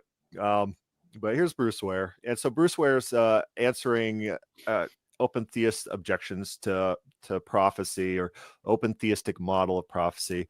And he's talking about Jeremiah 18. And Jeremiah 18 is, of course, the famous passage in which God says he's not going to do what he said he's going to do, and he's not going to do what he thought he was going to do. And so that's, I've asked Matt Slick this multiple times. I did it in the Matt Slick, Jesse Morrell debate. I said, hey, what does it mean that God thought to do? And then I brought it up again, I think in the Will Duffy debate, either that or Will Duffy asked for me, but multiple times, and like, there's never an answer. There's never an answer. What does it mean that God thought he was going to do something and he didn't do it? Not an answer. But Bruce Ware says, consider a few observations on this passage. First, the verses immediately preceding the passage describe God as the potter and Israel as the clay. The clear emphasis of these first 4 verses of Jeremiah 18 is not that what God, the potter, will or will not do depends on the clay. Just the reverse is true, as Jeremiah 18:4 describes. But the vessel that he was making of clay was spoiled in the hand of the potter, so he remade it into another vessel as it pleased the potter to make. So there's a great debate. Go to YouTube, and there's a debate that Bob Enyart does with this very angry Calvinist looking guy. He asked the guy, he says, did God finish the vessel that he originally set out to create? And the guy would answer. It's just the funniest thing. It's ridiculous because again, they're saying, okay, now here's the 2 views. They attribute that we're not handling the text accurately. But if the clay was spoiled, who spoiled it? Yep. Bruce Ware says the clear message here is that God does as he pleases, and the clay takes the shape that the potter decides. But it's not about independent, arbitrary, not based on any external factors. It's actually the parable is described to us. It's interpreted for us. This is not guesswork. We don't get to make up our own translation. No. The actual interpretation is given to us explicitly, and it's God reacts to changing circumstances. God is still in control, but it's not that he discounts everything external to himself. He morphs to the situation. He's fluid and dynamic and changes with changing events. Bruce Ware, you hack. Yeah, no, but again, from his system, from his own system, God spoiled it only to repurpose it. But that can't be done if it's a one ungenerated, decree from eternity past. You can't then spoil and then reset and then go ahead and then bring about what you wanted to do it, because the thing is not the way in which you shaped it, because you didn't shape it correctly to begin with. And then that goes into the whole perfect idea. Like, did he make a mistake when he first spoiled it? And then after that, he didn't do it right, so he had to correct his own mistake. Like, that's how he wants to interpret it when we say, no, the whole purpose is the clay and their response, and the potter can actually do something with it. The clay is the one that is being molded. And so if the clay, submits, it doesn't harden itself, then eventually, it can be shaped into the image that is intended. Nation, and then he goes on to describe exactly what he's talking about. A nation declared judgment, turns, will have life. You know what I'm saying? A nation getting spore blessing, turns from righteousness to wickedness, will be taking the blessing away. There's no interpretive model there. It's just like, it's clear as not mud, like he intended it, but it's clear as light, clear as day. It's frustrating. All right, so his next claim is, second, in the verses that follow this passage, God states that he knows in advance just what Israel will do in response to his prediction of impending calamity. And this is actually a weird claim.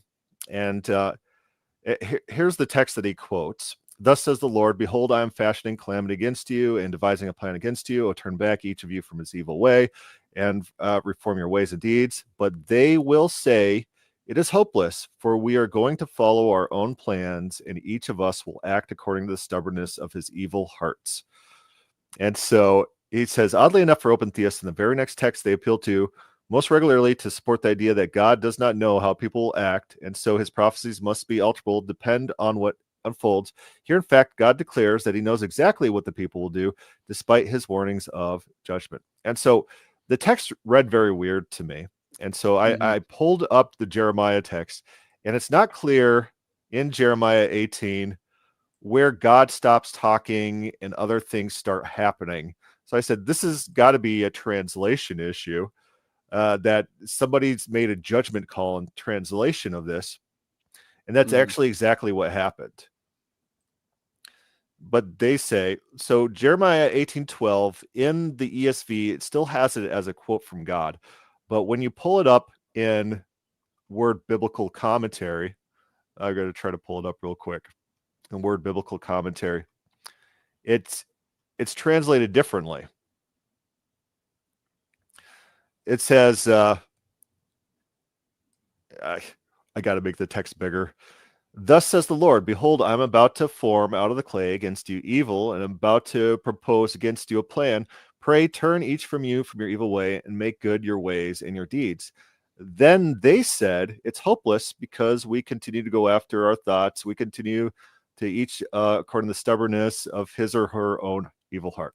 And so it's usually when you find like weird things in the text, it's usually like a translation issue. And so go ahead. But not only that, but the whole point is the reason he's showing the potter and the clay analogy is to demonstrate it's not hopeless because he's declared judgments on them. And he's attacking this false idea. He's trying to depict and demonstrate to them, okay, like just because I swore judgment against you doesn't mean like there's no hope for you. There's no ability to change. There's no ability to reconcile back. Like I am telling you this because it's a real option. And they're taking it like a defeatism mentality. Like, oh, you already told us we're screwed. What's the point? Let's just keep doing what we're doing because there's no ability to change this. He's like, no, I can't tell you this. And like, he's expressing like they still have it in their mind. And then he gives another example right after that. And he goes on to say, well, ask the heathen. And then he kind of lays it out going forward, like the mentality. Yeah. And so Bruce Ware also discounts the fact that sometimes God's surprised by people's actions. He says, I expected good grapes and I got bad grapes. He says, I expected Israel to return and they did not return. And so sometimes God's expectations fail within the Bible. So if your model doesn't allow failed expectations, even very clearly defined expectations, then first of all, you're begging the question, and it's not a biblical model. you have to deal with failed expectations within God. And so a lot of what Bruce Ware does throughout this passage, throughout this this whole thing on prophecy, is begging the question. Begging the question is when you assume your version of events is true, you assume your position is accurate, and you don't actually defeat other people's readings of the evidence, other people's interpretation of the evidence. You just try to you assume the sale, basically. So throughout this, okay, we will jump to his concluding points. and we got a little bit of his concluding points in the 2-minute open theism prophecy video that I did. And so here's how the basic argument for prophecy undermines open theism, how it's structured. He says, first, notice the specificity and exactness, as well the breadth and variety of God's knowledge and predictions of innumerable future items. God knows in advance our every word before we speak it. To the full number of days of our lives, God predicts the naming of certain individuals long before they're born, as well as the places in specific kingdoms that are yet future. He declares how many kings will come at certain times. So God knows things with details, and the details he's offering are very selective. Like most prophecies don't fall under this level with this sort of exactness, and even this exactness is not very. There's going to be a king that comes and overthrows a nation. Yeah, okay, that's pretty vague. That could be fulfilled through multiple ways. And not only that, but some things that don't happen that are specifically said that do happen again and again and again. Yeah. So his second point is, notice how frequently what was foreknown, predicted, and are determined by God involves future free choices and actions of various individuals and groups. And so this is coming from their mentality that one rogue atom in the universe would spoil all of God's plans. These people are neurotic and crazy. It's insane to me. So so their neuroticism breeds this type of argument where future free will acts of people are going to subvert all God's plans, and God can't prophesy anything. God can't know anything. God can't know. Jesus can't know the person's heart who he's been involved with his entire adult ministry to know what they're going to do in a specific circumstances. Jesus can't know that. It has to be their system. John the Baptist said it wrong. He says, if you guys don't do it, these rocks will cry. No, he should have just said, if God can't do it with you guys, can't do it at all. Nope, he's done. He should have said, all future events are eternally foreknown and in place. No one could do anything to change them. Who are you, oh man, to talk back to God? I don't know. Something like that. None of these people are Calvinists. They don't talk like Calvinists, and they don't argue. That's one of the things that I pointed out in my Isaiah debate is like, if he was actually like a Calvinist or a closed theist, his arguments would be entirely different than the arguments he's making. He's not making things based on eternally fated events or eternally foreknown events that are undeniable. His arguments are based on how an open theist would talk if an open theist is trying to convince someone of something. That's how an open theist would. God can do things. We have to stress this to Calvinists.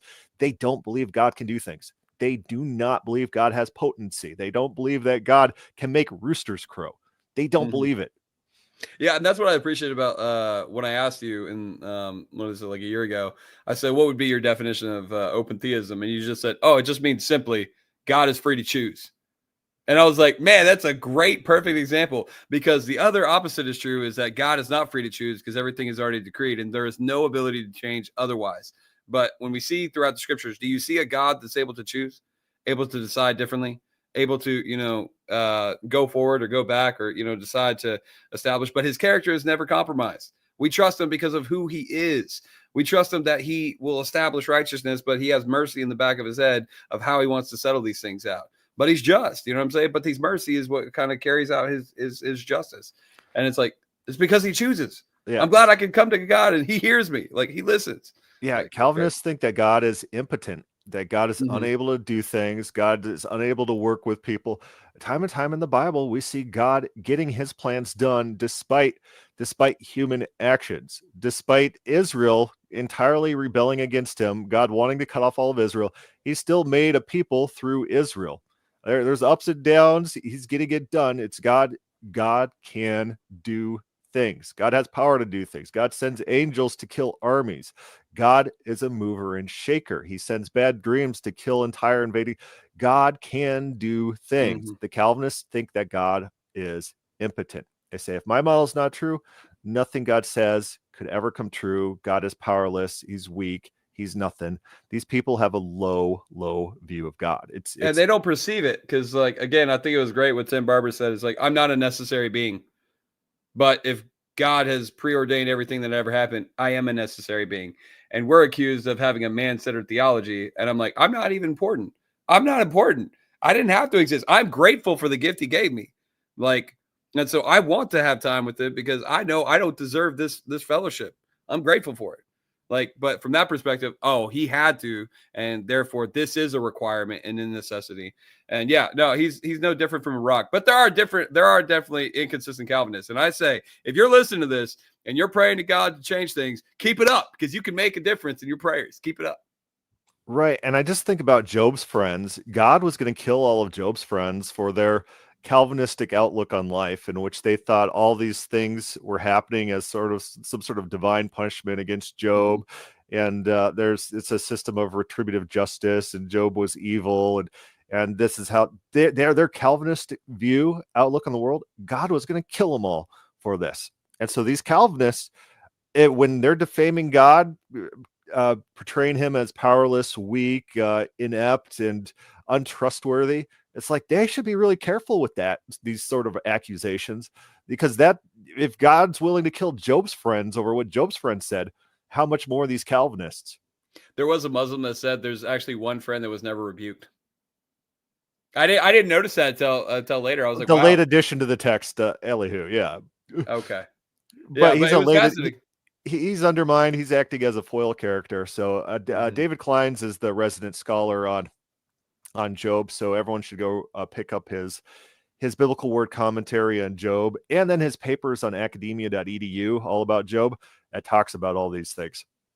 But yeah, he's probably not part of the original text. He acts as a foil, but he's repeating the arguments of his friends within the text. And so it's guilt by association. David says Elihu wrote the book. That's a claim. I don't know if that's true, but yeah. So going back to this. Third, the extensiveness and specificity and accuracy of God's knowledge of these manifold future actions and events are fully explainable in a model that affirms exhaustive divine foreknowledge. They say, oh, my model explains these features. Yeah, but other models explain those features and the features that you don't account for, like changing, shifting prophecy and details not coming about that are specifically prophesied, and people changing their mind and God changing his mind and all these things and the vagueness of the prophecy. All those things, in addition to this, are explained by our model, not yours. Your model does not explain the data. Because even the exhaustive divine foreknowledge of, clear, like, specificity goes contrary to it, does not happen, goes to show that his exhaustive divine foreknowledge that you have asserted to God has actually been incorrect. So will you be, having an internal critique of your own system? Because if that's the case, if we see one example where his clear extensiveness, specificity, and accuracy of a clear laid out thing does not come to pass, are you willing to say the exhaustive divine foreknowledge of God is wrong? Or maybe the idea that you presupposed that the exhaustive divine foreknowledge isn't really a thing because it's not found in the text. It's something that is asserted to God, and therefore God doesn't relay himself that way. Right. So he's cherry picking data. He says, here's the prophecies that did come true, and here's some prophecies with certain very specific details that did come true. Therefore, my model. But he's ignoring all the counter evidence. He's ignoring how the Bible describes how prophecy operates. In Jeremiah 18, the mechanisms are laid out. He's ignoring how the Bible describes how prophecy operates, and he's supplanting it and adding his own model. He sped through Isaiah 5, 1-5. I don't know if you ever saw that. Like he didn't even really deal with it. He just went right through it. Yeah. Well, yeah, I read it at some point because I've read this book before, but I probably I need to reread it. But fourth, in contrast, versions of classical model which hold that God knows and regulates all future realities have no difficulty accounting for how he can know and regulate the immense number of specific predictive elements that make up the whole. It seems like he's repeating the same point. But the problem is that it can, okay. So he says the classical model which hold that God knows and regulates all future realities have no difficulty accounting for how he can know and regulate the immense number of specific predictive elements. The problem is that why is it issues don't happen? Jeff says, I guess what was said in Revelation about not adding or subtracting was only for Revelation. Actually, yes, that verse in Revelation is applying to the book of Revelation.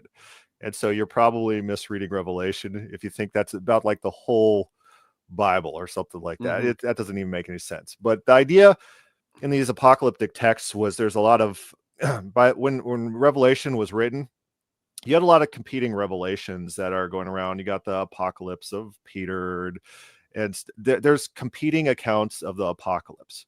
And so you got a lot of forgeries too. And Bartman talks about this in his book Forged, or there's forged gospels going around, everything like that. And so often you'd see these little phrases added in to try to add to the authenticity of whatever letter or book was circulating, saying that, hey, this book needs to be kept how it is. You guys can't be adding and deleting, as was a common practice in those days. And so there's like this curse there that people don't change the book of Revelation.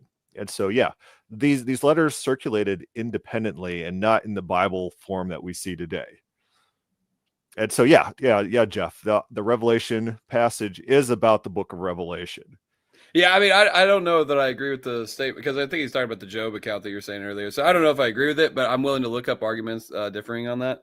But I mean, there are things that we have seen throughout time that demonstrates, for instance, the Catholics have a whole nother chapter of Daniel, which, people that, have a canonized version reject. And so it's just like, we have to be faithful with what we understand and what we can have confidence in the testimonies of scriptures. So, yeah.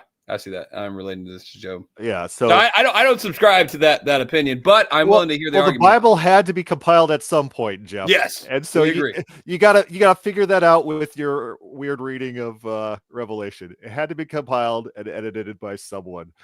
So what's interesting in Genesis, we have a phrase where it's like, this is not yet the time of the kings of Israel. So we know whoever edited and compiled Genesis lived during the time of the kings, and so it's not Moses doing this.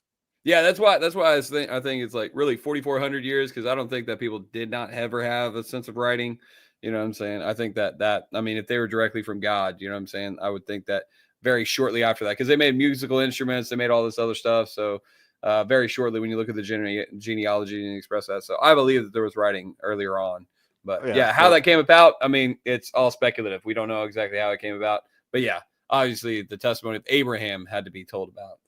So, and that was before Moses. Fifth, what is the purpose of God indicating over and over again that he has knowledge and control of so many specific future actions and events? And so this is just a rhetorical question by Ware. And the answer, of course, is God does have control over a lot of specific future actions and events. This is Paul's point when he talks about that God determines the boundaries of the nations. God guides nations to their specific points in time and history. The whole Bible is about God's manipulation of world events. And sometimes it involves kings, King Cyrus, King Nebuchadnezzar. He's given these people dreams. He's telling them, he's guiding human history. And so, yeah, the Calvinist and some close theists think that they think that free will is defined as God not doing anything ever that will ever affect people in any effect whatsoever. God can't convince people to do things. Even God can't be coercive, because God's like, free will is the best. Maybe this is why they have the delusion that we worship free will, because they have this psychotic thing in their mind in which they think that God can't do something to affect someone to convince them to do something. These psychopaths. Look at the extenuating pressure he put on Zechariah to name his son John. You know what I'm saying? Like, we see the great lengths he does to get what he wants, which is like, your son will be named John. You know what I'm saying? He's like, oh, but how do I know? Oh, you questioned me? I guarantee you he was writing to his wife. You know what I'm saying? They were having back and forth discourse. And then, they're like, okay, yeah, his name. And then when he was born, John, all of a sudden his mouth is open. If that is one brief glimpse into the mind of how God operates in a grander situation, then it goes to show he could bring a lot of different things into bringing it about. He got an axe head to follow back after Elijah said something, you know what I'm saying? Swimming on the ocean. I don't think if God is able to create all things, he is prevented from being able to act out his plans and his intentions. Yeah, open theists, for the most part, believe that God can do things. Right. Yes, we have to stress this. 6, and last, is the fact that amid the repetition, God does make clear that these instances are part of the bigger, comprehensive sphere of his exhaustive knowledge and ultimate control over all of history. Well, where are you getting knowledge? You're just adding knowledge in. You're just like, okay, I don't really have a point about God knowing all future history, and so I'll just add it to these statements about God controlling future movements of nations. Here's the problem. Can you put that right back up? The last part. Notice this. It says ultimate control over all of history.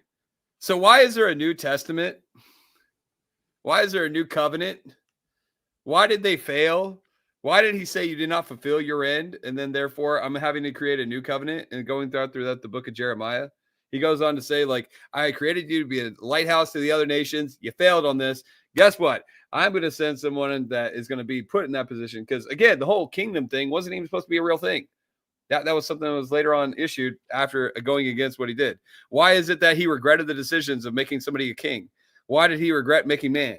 Why did people go against his will? Why did he raise up a nation only then to have to cut them off from the promises? Why do you see all these things? Why is he regretting all these decisions that he's doing if he's controlling the ultimate controller? He grafts in the Gentiles in order to make Israel jealous, per Romans. And so God is doing things. Yeah, God's in control of history, but that doesn't mean that all people's actions are meticulously controlled and foreknown. He's dealing with changing circumstances and trying to reach Israel in order to reach the larger world for him. And so the whole Bible, the whole plot of the Bible is God's various attempts to reach the world specifically through Israel. And you finally get to Jesus, and they kill Jesus. And what does Paul say? That now they're grafting in the Gentiles in order to make this plan work. And so, yeah, God controls history, but he doesn't control people in the way that Calvinists would assume. And because he regrets the decisions that nations have made, people have made, individuals have made. And again, because I know that the way in which he's conveying it is that every atom, when he has that presupposition and he lays this out, is that everything is done because God foresees it, but he only foresees it because he declared it. And so every individual thing that doesn't happen according to God's will, I expected one thing, but did not get it. That God didn't control that. God actually got upset that it happened. But we have to tell him, nope, you don't mean that, God. You don't mean that. We know what you really mean. I know you're saying this, but we have a better knowledge of what you're thinking than you do. Okay. So I'm going to pull up my draft work for the new book I'm writing, add some last points about prophecy. And it's in the section about the critics of open theism. And I conclude with 4 points. I don't know. This might change. I don't know. It's kind of a draft. In short, the closed view of prophecy fails because, number one, God explains how prophecy works. And God says he will not do what he said he would do or thought he would do based on real-time events. 2, prophecy is very flexible in both details and time frames. 3, very deterministic and absolute statements regularly change or fail to materialize. The thrust of a prophecy is more important than the details. And 4, sometimes God changes what he said he would do for his own sake or based on petitions from his followers. And so that's one thing that they can't, they don't think God has an internal life, an internal life where God thinks to, like you might be sitting around one night and you might be replaying events of the past and going through conversations and making hypothetical conversations in your mind. Oh, if someone said this, what would I do? You might have an internal life where you think things through. They don't believe God has an internal life. And so they don't think that God could actually change what he's going to do for his own sake. That God had an internal deliberation and changed only based on factors interior to God. They don't believe that's a possibility, because that creates within God change. It creates within God discursive reasoning, discursive thought. It's not, they can't link it to some sort of model in which all God's actions are scripted based on external factors, but not really external factors. It's based internally on the Godhead. God, sometimes he becomes weary and he stops doing things. God has an internal life within the Bible, internal thought process, an internal monologue in the Bible that some open theists don't even like this, because it conflicts with their model about how God must operate. But God is a person within the Bible, and people have thoughts, feelings, desires. They have conflicting interests. Like I want to eat bacon all the time, but I also don't want to get fat. I can't have everything I want in this world. There's trade-offs that I have to calculate. I have to try various things in order to get certain things to accomplish. God has a tool belt in which he tries different things at various times with various people to get things to work out. It's just, God is a person within the Bible. And this is fundamentally denied by modern theology, which depersonalizes God. They change him into a formula. If, then, else. If this happens, then this happens. If this, then this. And then, so then you can look at these propositions, and these propositions must match up with these other propositions. And this is God's operation. Like God's a formula in their mind. And go ahead. It really does bug me, because like, if we're like, they say we're making God after our image, but the reality is that we are made in his image. That's why he expresses grief, jealousy, anger, frustration, peace, joy, love, all these other expressions. He sings over us.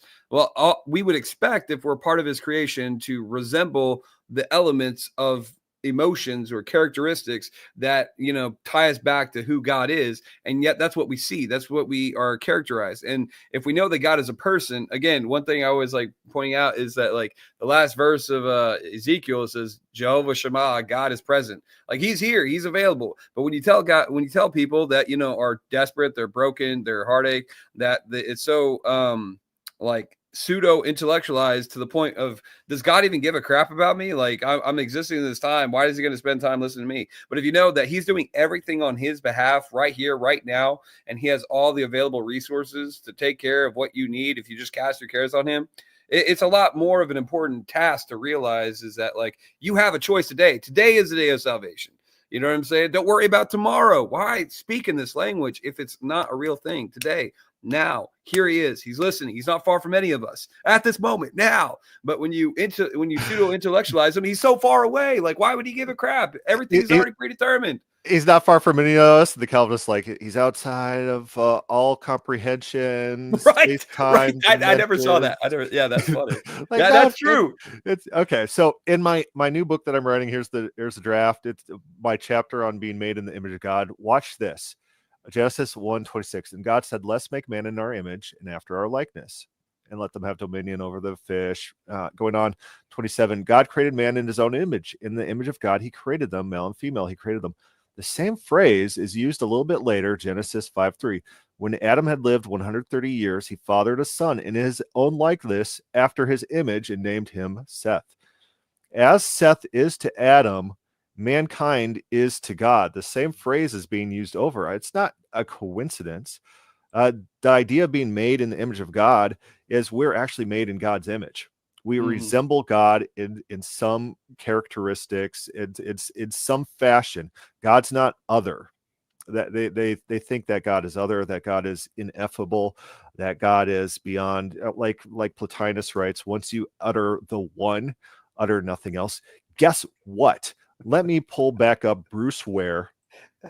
So Plotinus says that's the Neoplatonist name for God, is the one. The one. Yeah. It's watch this. Bruce Ware. Where are you, Bruce Ware? Scrolling. Where are you, Bruce Ware? Oh, here we go. This is Bruce Ware's book, A God's Lesser Glory, the True God, the One, and one is capitalized. Interesting, Bruce Ware. That's a Neoplatonic terminology that he's incorporated. Where did you get this? What was your thought process when you capitalized the one in this sentence, Bruce Ware? Because it looks like that's your affirmation of Neoplatonism. That's what it feels like to me. Now, it could be not the case, but the problem is that Calvinism is derived from Augustinianism, who himself in Confessions declared that had he not read the Platonist books to begin with and then read the Bible, he would most assuredly not be a Christian. But because he read Platonist books before he read the Bible, he could adopt it. But had he read the scriptures first and then tried to become a Christian, it wasn't sufficient enough. And it goes to show that he heavily adopted this mentality of something outside of time. That's why he did not like the idea of God speaking about Jesus when he was baptized. This is my son in whom I'm well believed. So even the idea that he's not far from any one of us makes no sense, because he is far from us, because he's so far from us that we can never even come to him. So that's why I like you brought that up earlier, because Augustine would have an issue with that scripture.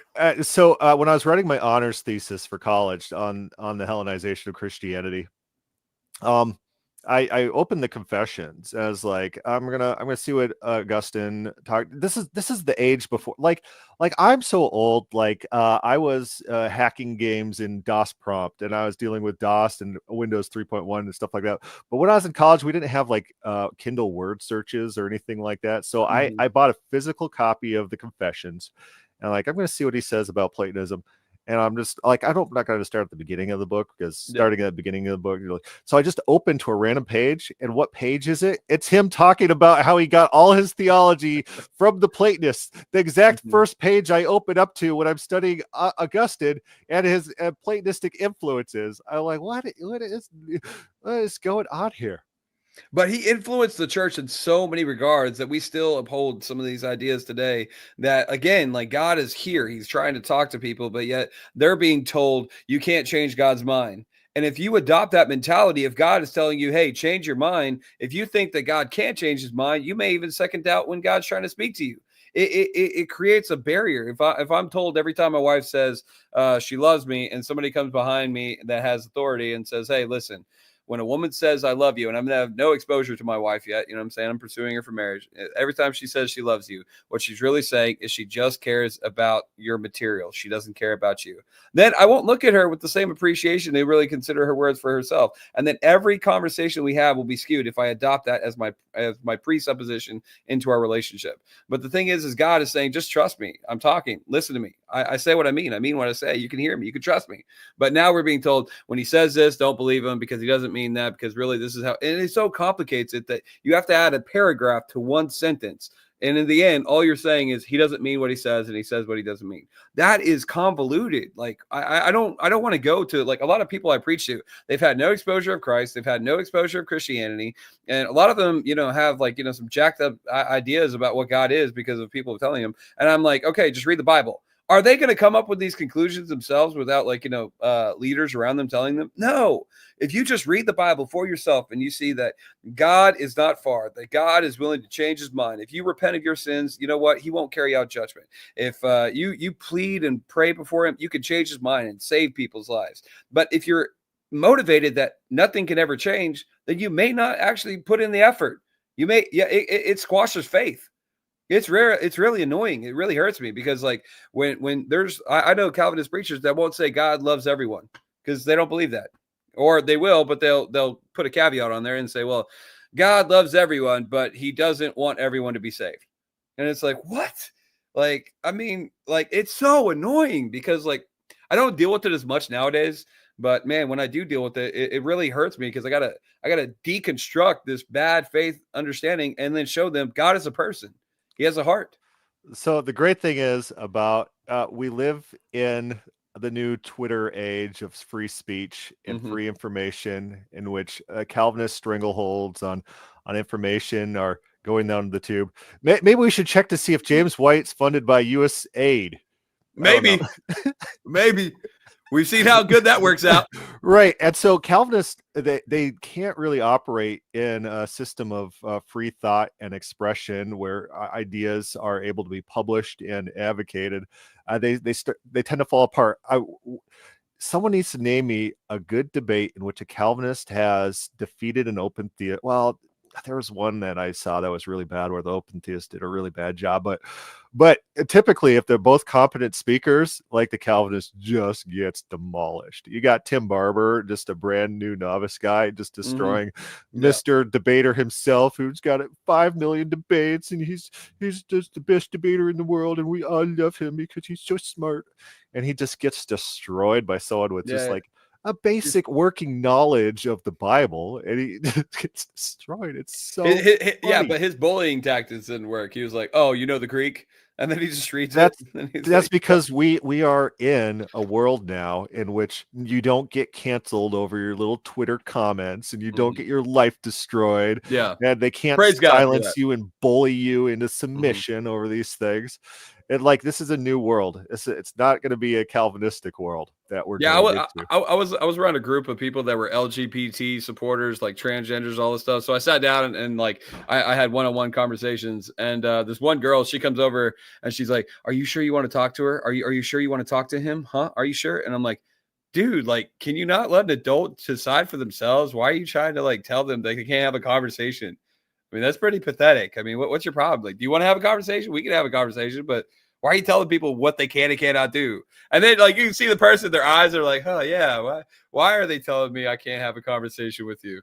And it was just crazy because that's a day of past. Yeah. So C.S. writes, doesn't the Shema literally say that God is one? Yeah. It's like, what does it mean that God is one?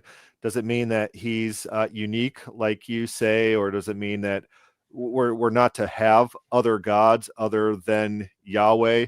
Does it mean is that different than how Jesus talks about being one with God, how we are one with Jesus and Jesus is one with God and we're one with God? It's hard to know. My dad, I think, has done a lot of work on that phrase, and so I might have to pull him in and talk to him about that phrase at some point. But wait, he's saying that if it means he's species unique, that precludes us from being him in his image. I don't think it's precluding us from being in his image, whatever the correct interpretation is. We're also pointing to real. He says, I mean, it's not only Platonic to call God the one. Okay. But it's a capital one. When it's being capitalized, there's Platonic. We can't help but to think. I'll say that we can't help but to think, especially where the system is derived from Augustinianism, which leads to Calvinism, which then leads to this idea that God is outside of time. He has no knowledge that can ever be added to him. There is no parts to him, and that he can't come into this earth. And so even if Calvinists like go into it, like they even disagree with the substance of which is a consistent view. And so we're just pointing that, like, when you capitalize it, it's highly suspect that you definitely are lifting up like Platonic views. Yeah. So let's go back to my unpublished work real quick, and we'll take a look at something that Philo of Alexandria does. So within this Ware book, or it might be the Geisler book against open theism, they talk about how Philo of Alexandria introduced a lot of Platonism into the church, and they object and they say, well, maybe it's not like a bad thing, and maybe it's being overemphasized, something like that. But let me go to the name of God real quick. Okay, up here. So Exodus 3:14, and that's where we get, I will be who I will be, or I will be whatever I want to be, Asher, Ahe. But what happens in the Septuagint is that the Septuagint changes this. Let me get the quote from Fritz's. Oh, this is the old version. This is not the new version. It's not the new version. Well, it's in my book. So let me pull that up real quick. But do you have anything to say while I'm looking that up? So that we're not dead space air. I got a beautiful little girl right here. Yeah, you got beautiful. Do you want to introduce her? So this is Eliora. She is my second, just born. I got a beautiful wife in the background that's going to help me, take her for a moment. She is 3 months. She's smart as a whip. This is my beautiful wife, by the way. Yeah, buddy. Yeah, there you go. Yeah, but... Okay. Yeah, buddy. But yeah, so she's smart as a. No, they're asking about your dad. Did he write anything on open theism? Well, yeah, yes, my dad has a lot of writings that are all in draft status, and it's interesting. So he hasn't finished the book yet? Man, you got to get on to him about that. I know it. It's like he starts projects and he just doesn't finish them. And he's not like a accessible reader. Like he doesn't write things that normal people can read. Really complex language, like really complex words. And he's maybe not the best organization of thoughts to get through the specific. So he needs an editor. And so he needs to write a book, and then he needs to send it to his children, and his children need to edit it. You go. He always sends us fragments. Hey, edit this fragment. What? Because then the fragment will just sit there indefinitely. You got to do something. Yeah, you can't die and take all your knowledge with you. That's not a good thing to do for reality. But anyways, this is from Fritz's anti-anthropomorphism in the Septuagint. The Septuagint was a translation of the Bible, a Greek translation that incorporated Hellenistic ideas which depersonalized God. So it would do things like taking phrases like God is a man of war, which it states in the Hebrew, and it'll change it to God is warlike, because the Septuagint's trying to distance God from mankind. And so what happens here, this is Fritz writing, in Exodus 3:14, there's an obvious difference in the conception of God between the Hebrew and Greek. Hebrew, I am that I am, or I am has sent me. The Greek, I am the one who is, and the one who is sent me. The rendering of the Hebrew by on, the Greek on, introduces a philosophic coloring entirely foreign to the Hebrew mind. The difference consists simply in that the Hebrew conceives of God in a more personal way than the Greek. This does not imply that the Greek is altogether impersonal, for the masculine gender of the article with the participle is used, but the participle form is clearly less personal than the finite verb of the Hebrew. This example throws a great deal of light on the whole problem of the development of anti-anthropomorphism, anti-anthropomorphistic tendency from the Hebrew thought to the LXX to Philo. Beyond, and this is Philo of Alexandria we're talking about, who was he introduced Platonism into the first the Jewish churches and then into Christianity. He was a earlier adapter and popularizer of Platonism. Beyond a doubt, the conception of God in the LXX is more spiritualized than that in the Hebrew Old Testament. He is farther removed from human affairs, and thus he is thought of in a more abstract way. He is no longer the Yahweh of the Hebrews. On the other hand, the LXX carefully guards against a pure abstraction. So the LXX is not all the way Platonized yet. It uses to-on, or to-on's the impersonal, by making the participle masculine gender, o-on. So it is the one masculine, but it changes through history to the one, to-on. Therefore, it does not go so far as Philo, who besides uses o-on, uses the term o-on of a pure abstraction for the deity. The phrase o-on, therefore, stands midway between the personal God of the Hebrew and the abstract conception of Philo, and that is exactly where the LXX stands in chronologically in the development of this anti-anthropomorphic tendency. Remember, the LXX, the Septuagint, was the version of the Bible that was translated, first 5 books of the Bible. Septuagint, when it was translated, was just the books of Moses. When it was first translated, it's translated in Alexandria by Hellenized Jews, and they're incorporating Platonic conceptions of God. They're depersonalizing God by using this the one language, which is not in the original. And so if you look at versions that Origin of Alexandria say are more true to the original, you look at the Aquila Greek translation and the Theodon, they have I will be who I will be as the Greek rendering. And that's the version that the Jews ultimately started using because that was more in line with the Hebrew text, because it wasn't the one of Platonic abstract thought. So anyways, just a few notes on the name of God. You're going to say... No. I mean, like you definitely well thought that out. And I still need to get that book because that's a book that I've been waiting to read on. And you said you're going to come out with a part 2 where it shows like in Christianity. So you got before. So if I live long enough, I'm going to do this other book. Do it. Live long enough. I'll try. I don't know.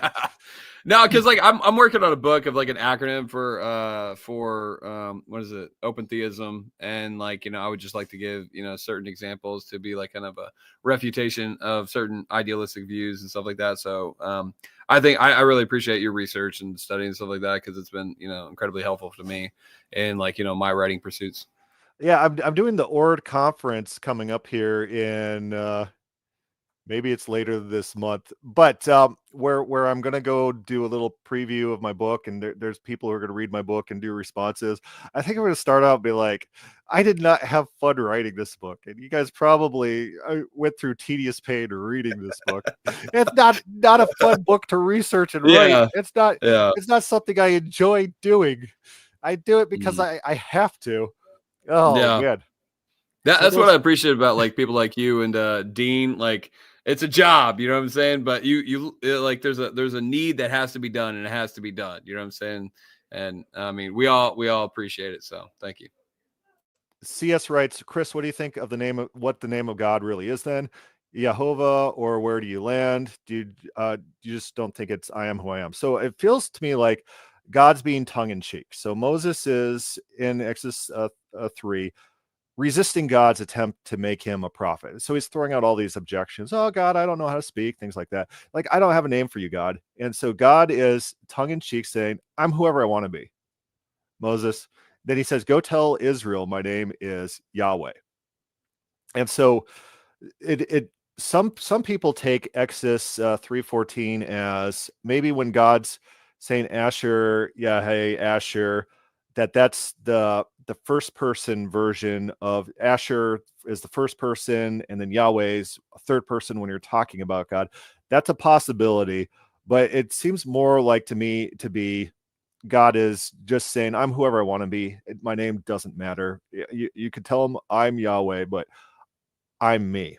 And so there's a future tense that within the phrase, like if that phrase was I am who I am, the Hebrew rendering would be entirely different. I got the quote up because I don't got the latest version of my book downloaded, but the Hebrew rendering would be completely different. There's a future tense, a future aspect within the I am who I am.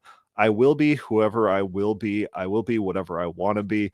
There's a sense of volition, dynamicism, the fluidity within God, in which he is within context relating himself and linking himself to the destiny and history of Israel. And that's what his self-revelation is, that I am intricately linked to the history of Israel. And then he gives them the name Yahweh. And of course, the name Yahweh was known before this time. In Genesis, it says there's a certain time during the time of, I don't know, like Seth or something, where people started calling on the name of the Lord, and the Lord there is Yahweh. So Yahweh's name is known before this. This is not a new introduction of this, but this is the only time in the Bible that we get the enigmatic phrase, Asher, Asher, the I am who I am. And so, yeah. So I hope that helps. What's more reliable than the LXX? I think the Dead Sea Scrolls is probably our earliest indications of what the original Hebrew had. But we should be looking towards things like the Aquila. That only exists fragmentary, but that was what the Jews started using because it was more accurate to the Hebrew text. And there's things out there like the Samaritan Pentateuch, things like that, which are all interesting translations. But I think the LXX, and when I'm talking about the LXX, this is the first 5 books of the Greek Bible. So whenever we have an LXX today, and it's like the whole Bible, it's like so the Fritz wrote this book called Anti-Anthropomorphism in the Septuagint. And his examples are coming from the first 5 books of the Bible. And there was a guy who wrote a response paper, and his counterexamples of the LXX not depersonalized God are coming from outside the Pentateuch. So it seems to me that at some point that the LXX was compiled, and various versions which were floating around were compiled and then retroactively called the LXX, but specifically the Pentateuch has the de-anthropomorphizing tendencies, if that makes sense. A lot of information for whoever hung on for 2 hours listening to us. So anyways, all this I think C.S. Lewis might be asking, or C.S. I think he's asking, which book should I start with from you? Oh man, my Hellenization of Christianity is very inaccessible for normal people, but you could pick and choose chapters out of that to see developments or read overall conclusions. But start with God is Open, examining the open theism of the biblical authors. And that will be a good introduction. My next book I'm writing is supposed to be the more accessible and down-to-earth one that's less academic. Both my books right now are very academic in nature. And so God is Open, examining the open theism of the biblical authors is set up to be a case study with metrics that people can replicate. It talks about reading comprehension. It talks about intellectual integrity. It talks about metaphors, anthropomorphisms. It sets up reading comprehension techniques and talks about how reading comprehension works and things like that. So both my books are very academically focused, but hopefully my next one's going to be more accessible to a general audience. Maybe I'm past that point where I could be accessible. I try to put more like story, if you read like Boyd or Sanders, they'll start with personal stories. Boyd will say, "Oh, my brother was in this motorcycle accident." If you read, what's the famous open theist text by Elseth? Did God know? He starts with this story about a girl dying by a snake bite and things like that. It's like people like stories. People like learning about people. People are people.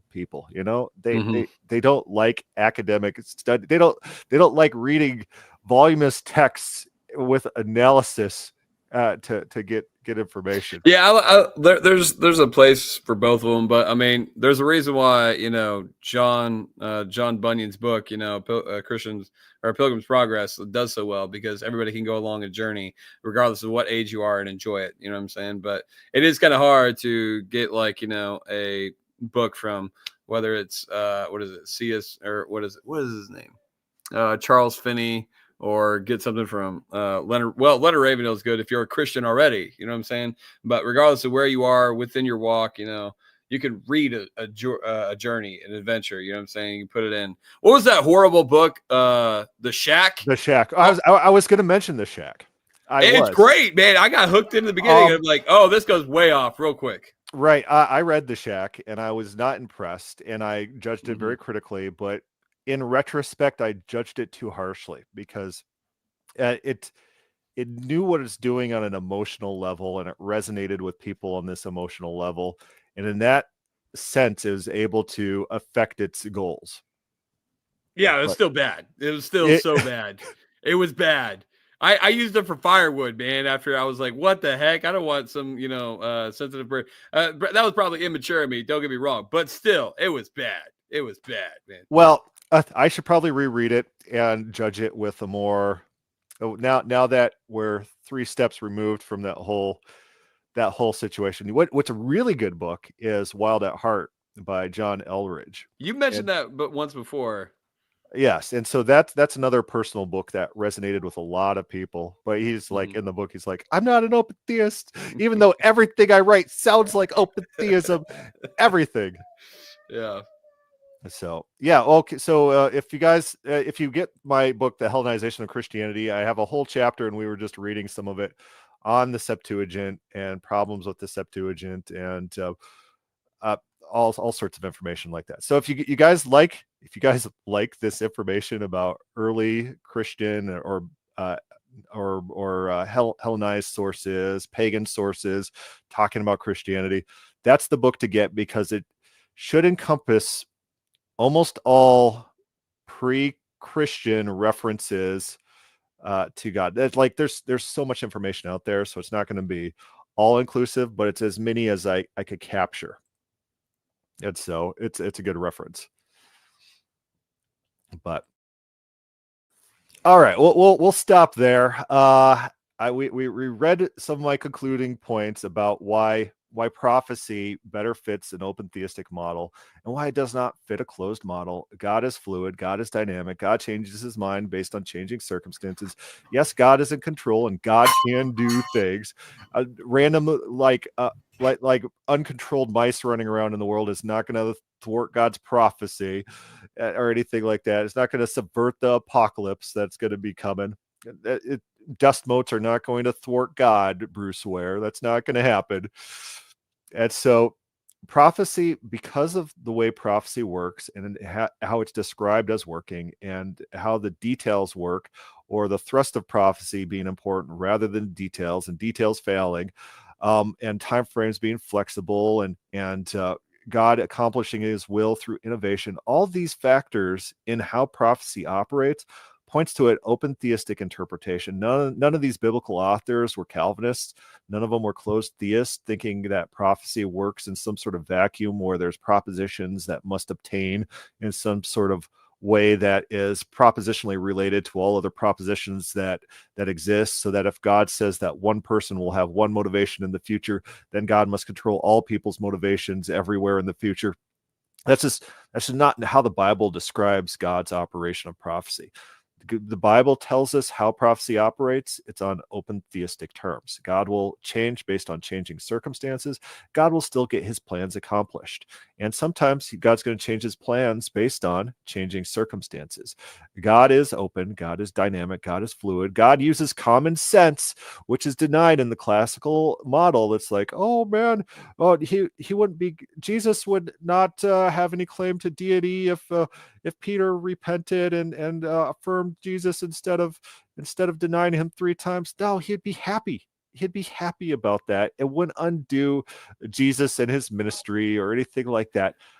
Things would work out. It would be fine. And they would not set their Bible on fire. They would not throw their Bible in the trash if they came across it, because they don't have standards for what they consider prophecy and what they consider conditional, what they consider contingent, what they consider definitive.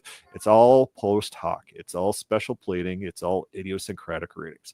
Anyway, Sebastian, I'll let you add some thoughts. Maybe I covered them all, stole your thunder. No, not at all. Not at all. I think, some great minds think alike. I might have to find where my great mind is, but, I'll get there one day.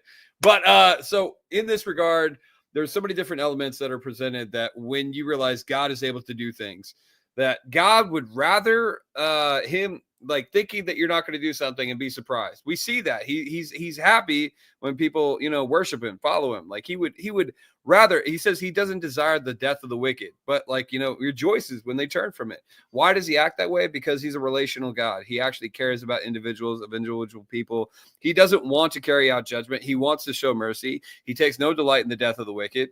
Also, when God tells you that something's going to happen for sure, he could say that because he knows who you are in certain circumstances and things coming about. When he told David, hey, listen, if you go here, Saul will kill you.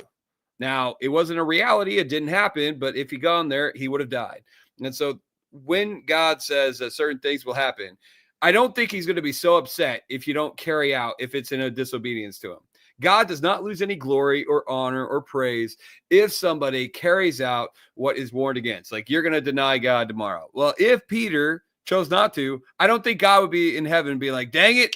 Oh, man, he didn't deny my son. Oh, no. I think he'd be actually happy. You know what I'm saying? And the reality is that things can happen in life, but you are not fated by the consequences of decisions. You have to make up your choices in light of what the Father has given you. You have an inheritance you can either, take in for yourself or reject it. Everybody has the gift of life available to them. Anybody who's hungry, come eat. Anybody who's thirsty, come drink. Why does he say this? Because the offer is available to all. So this idea that he's outside of time and that everybody is going to act within the coordinates of what he has set up is just, it's not the God that we see in scriptures. Like, things don't have to happen. Prophecy has demonstrated it does not happen as accurate as people would like it to happen. And sometimes it doesn't happen because people change. And other times it does happen according to what God says it does. And it just goes to show you that in both cases, God is going to work out his plans. But in that regard, he will never compromise his character in the way in which he responds to the way in which people operate. And so we can trust him because of his character. We don't trust him because he has super foresight. He's got a third eye that just looks in the future, the corridors of time. And then he's like, oh, there it is. Now you can trust me because I can see it. No, we trust him because he's able to do things. He's able to bring about through wisdom, solutions that are otherwise not even heard. When he says to the man to go into the pool with the mud in his eyes, to heal his eyes, you know what? He can create some weird things to be able to bring about the glory to his name. And so we trust him because of who he is, not necessarily because he can see something way far out. And we don't even see that in scriptures. And if it says definitively that that's the case, then, that'd be a different case altogether. But the arguments have fallen flat. You know what I'm saying? So in Isaiah 40-48, that whole debate, he says, you could trust me because of, my character and what I've done in the past. And so you could know what I'm going to do in the future. It's all open theism, the whole Bible. And so that's why debates about the Bible and open theism are very easy to win, because these people are grasping at straws with 3rd century Neoplatonic ideas that just none of the biblical authors had these things in mind. They weren't thinking these thoughts. They didn't have these categories. They didn't have access to categories like timelessness. It's not a thing within the Bible. And so it's very easy to win. That's why I often encourage these people. It's like they'll make some sort of philosophical argument, and they're like, if you don't like the Bible, you don't have to be a Christian. None of these people thought like this. You could convert away. It's fine. It'll be good. Why spend all the time trying to convince somebody that they're wrong by their own presuppositional point of view, that there's no other choice that could be otherwise had? And the fact we're making these arguments is only to God's glory. So why be upset? Why be upset? All right, we will end there. Do you have any closing thoughts? Want to plug your channel quick? So I'm Sebastian in Christ's Life. You look at my YouTube channel, I got like a little cross and stuff like that. If you guys got any questions or good content, suggestions, I'll try to get to it. But last thing I'll say is this: make sure to obey Jesus. Want to see you in heaven in the end. I mean that sincerely, and I'm not saying that facetiously. I hope to see you there. Yeah, buddy. Absolutely. And so if anyone has any questions or comments, put that down below in the YouTube comments, or start a thread on the Facebook page. If you guys have any ideas for future podcasts, any subjects you want covered, go ahead and add those as well. We'll try to get to them and do some more of these fun. It's fun talking to individuals. I like Sebastian. He's a good guy. He hasn't wronged me yet. What? Not yet. Time will tell. Time will tell. I don't know. He might be one of those crafty guys. But everyone, thanks for hanging out this morning. I had to wake up, I woke up at like 8. I'm like, oh man, I just want to go back to sleep. But it works. It works. Waking up is okay to do, and I'm happy to be here and happy everyone joined us. So, all right, we'll catch everyone later.